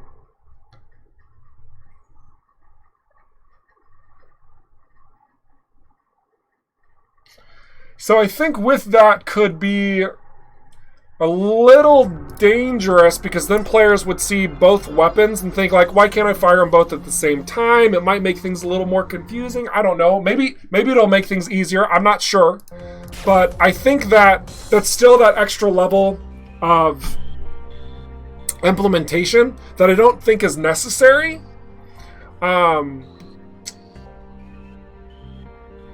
If we were to have two different weapons on the ship, but only one's firing at one time, and then you have to, like, change to fire the other one. Like, does that, like, the only other way that I could see it happening is if, thank you, is if, like, you had it to where, if you guys actually, let me just show this really quick. Let's fly over to this mini boss in the prototype.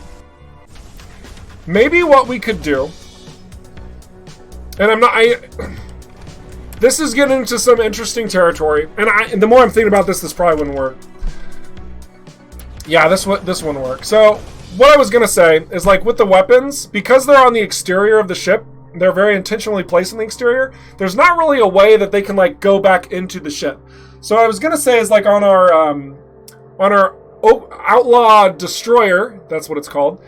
Whenever you shoot its turrets, they actually go back into the ship, and then they come back out anew. It would be really cool to have it to where the weapons, whenever you cycle them, there's, like, a momentary delay where it's, like, recalled in, and then you pull out a new weapon or something like that. That would be a lot of extra work, as cool as it would be. I think like all of these points of conversation, like, this is just showing, like, realism pays a hefty price in development, right?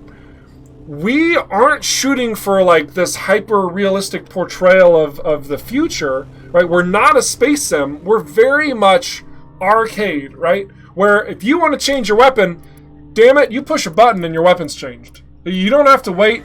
You're immediately changed, right? We don't want it to be, it's like where if like your life support goes down, then you have to get out of your cockpit and you have to like walk back. Oh, gotta get to the part in the ship. Oh, I've gotta adjust these little buttons. Tick, tick, tick. Okay, now I get back to my cockpit and sit down. Like we don't want to do that. We want you to play the game, right? And you can see the hefty price in development for realism and other games that still haven't been released but have cost a lot of people a lot of money, right? Which is going to be awesome. It costs a lot of development time to make that, right? That's the point. So all of these things need to be taken into great consideration when you guys are making those suggestions of points of realism. Because I would love to do these types of things, but from that development side, like, it's going to cost us a lot. It's going to cost a lot. And I don't think we're going to change the delivery date. That's not going to change. I see some more questions. In the prototype, if I attack GMB fighters and destroy them, when I go to another system, will I be an enemy or is the aggression based to each system? In the prototype, it doesn't matter. Prototype, there's not really an aggression system. You can destroy them at will. The ones that are nearby will go evil with you, enemy with you, aggressive, and the ones that are far away won't. Like, there's not any reputation system plugged into the prototype, so feel free to blast them accordingly. Yeah, what you meant by adding animations. Yeah, I gotcha. Questions are always great. It could work on larger ships, though, as Lunacy. You're absolutely right. It could. We'd have to see how that works out. When you're what you're suggesting... so, like, we've taken a lot of inspiration from other science fiction games, right? So, like... We definitely have a lot of respect for Star Citizen. We have a lot of respect for Elite Dangerous. We have a lot of respect for Freelancer and Free Space. And, I mean, you go way back in, like, Privateer. I mean, heck, even with Rebel Galaxy Outlaw copying our formula. I mean, doing something new and unique. I'm kidding. No, I love them. Like, there's a lot of fresh, beautiful takes out there of how to, like, be in this experience and flying in space. And the beauty is that, like, everyone has kind of like their own portrayal. Some people do it incredibly well with that certain little thing, and some really suck. But we learn from that, and we understand, like, how we want to have our game be made. So it's like, of course we're taking inspiration from Elite Dangerous. Of course we're taking inspiration from Freelancer. Of course we're taking inspiration from insert game title here. Like, even from Diablo, we're taking inspiration. Even from Destiny, we're taking like, Everspace 1 took inspiration from FTL, which is, like, completely different game. Yet, surprisingly so. Like, there's so many... I'm not throwing shade. I'm having fun, okay? Love me, the developers, at Double Damage, okay? I'm not throwing shade. I want to make that point. I'm just having fun. But like, it's great because, like... It's great because, like, we can really do a lot of stuff with all of these different components, right? To make something remarkable. So it's not about, like... What's the phrase? It's not stealing ideas. Like, imitation is the greatest form of flattery, right? And we've seen individuals already start taking the things we put together with Everspace and putting them into their games, which is awesome. And more games are coming out. We see a lot of really great mechanics, and we want to do that with Everspace too. And I'm sure you guys do as well, because, I mean, like, even already with the suggestions, we've seen you guys say, hey, have you played this game with this cool thing that's going on? It's like, it's awesome. It's awesome. Like, bringing together all these beautiful ideas and making them happen. I can't even remember what the topic was. I'm kind of rambling right now. But I think you guys get the point. So, oh yeah, it was realism. That was what we were talking about. Yeah, like, we just want to keep the game fast-paced, arcadey, able to get to where you want to go and do what you want to do, right? More in line of like a Destiny or Diablo. That's where we were going with all of that. Oh my gosh. Woo! I need some tea. Oh goodness. Thank you all for sticking around and listening to me, asking your questions. You guys are great. Let's get this Outlaw Madcap dropped. Get this Outlaw problem solved. We have just a couple minutes left, so if you guys have additional questions about Everspace 2 or Everspace 1 or Rockfish, or myself, Eric Schrader is my name, the community ambassador for Rockfish Games, by all means, shoot them into the chat. Let's have a quick discussion before we wrap things up today's stream. It will be a good old time.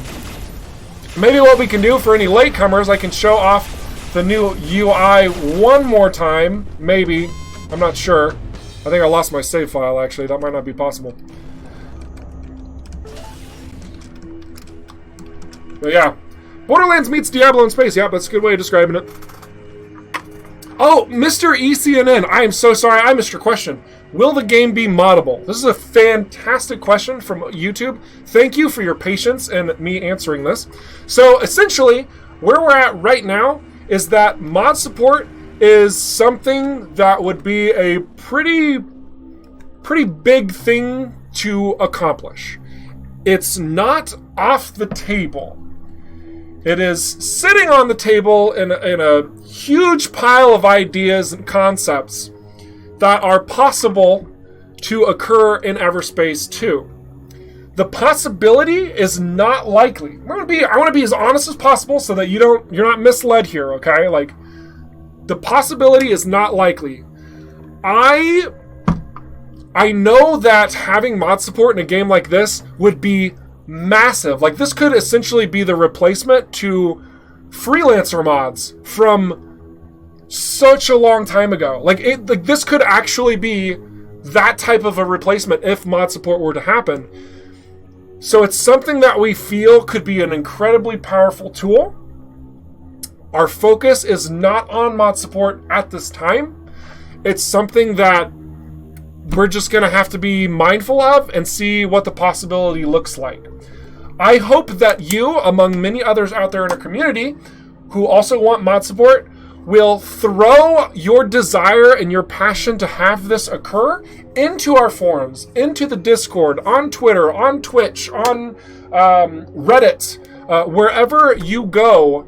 Just make it known so that we can constantly see that, because the more voices are out there that are shouting for something like this, the greater the chance it's actually possible. I am an advocate for the community. I want what you guys want. And if you really do want mod support, we have to make that a very powerful voice in order for it to happen. Alright? Good talk. Good talk. I think mod support would be insane, but it's not something that we are currently looking at on the table. But that's a big development doozy right there. Man, speaking of development doozy, look at all these punks. Alright, let's use an EMP to get ourselves free and go after this armor drone. Goodness gravy.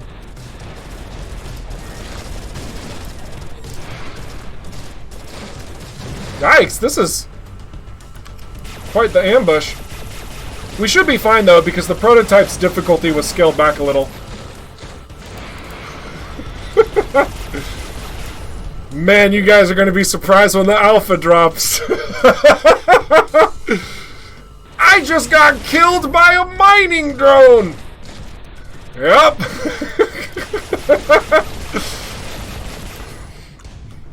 Alright. Let's take this punk out and then I'm going to answer a couple more of your questions, because I know you guys are still asking them. We're probably running over the stream time a little bit. That's fine. I like you guys well enough. Alright, yeah, so a couple more questions and then we're going to be all wrapped up here. Show off boosting and cockpit view. Unfortunately, I can't, because we don't have cockpit view in the prototype. And if you're asking me to cycle to the other one, unfortunately, I don't have enough time. But that is a good question. Maybe I'll show that off next time. 100% add value. Oh, I agree completely. I agree completely. What did I miss? Hang on real quick. Is tea a rare drop in Everspace 2? It should be. It should be a legendary drop, because tea is delicious. I like tea, if you guys haven't gathered that. Big fan of tea. Alright. Loose leaf tea, by the way. Pro moves.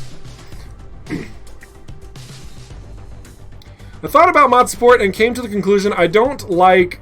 I mean I paid €500 and someone can just mod a ship. Okay. Is mod support something you could probably add later on, or would it have to be considered early on in development? Lodestar, this is another great question. I think that mod support needs to be considered now. Because if you tack on mod support, you're not actually getting a full mod, you're getting like you're getting kind of like a surface level mod, right? Plus, that's not going to be fully implemented in all the code structure, and there's ramifications for all of that types. Then you're going to have like communication issues with how the mod is according to what that would be at the time spaghetti code. I think mod support would have to start much sooner than later. So yeah, let's see. Press E. So when is the January update coming out? This is a good question. I think it's going to be about mid to late January. I think that's our timetable for our monthly updates. It's mid to late of the month. So we should have more information on that later. So guys, that is the end of the stream. I do need to go. I got to run. Couple points. I am not streaming next week to the channel because I will be at PAX South. I will be at PAX South with James, otherwise known as Matt Muri. And also 31 Fox, otherwise known as Roy. We will be there at the booth, waving at you. Hi, hello. I'm also bringing my wife. What? I know. My wife will be there. She's not going to be at the booth the entire time. But definitely come by, give us a high five, play the prototype a little bit if you will be there. It should be fun. And if you're not there, you know, it's totally cool. Totally great. So that's going to be a good fun time. It will be fantastic. All right, guys. You have been awesome. I have been Eric Schrader, the community ambassador for Rockfish Games.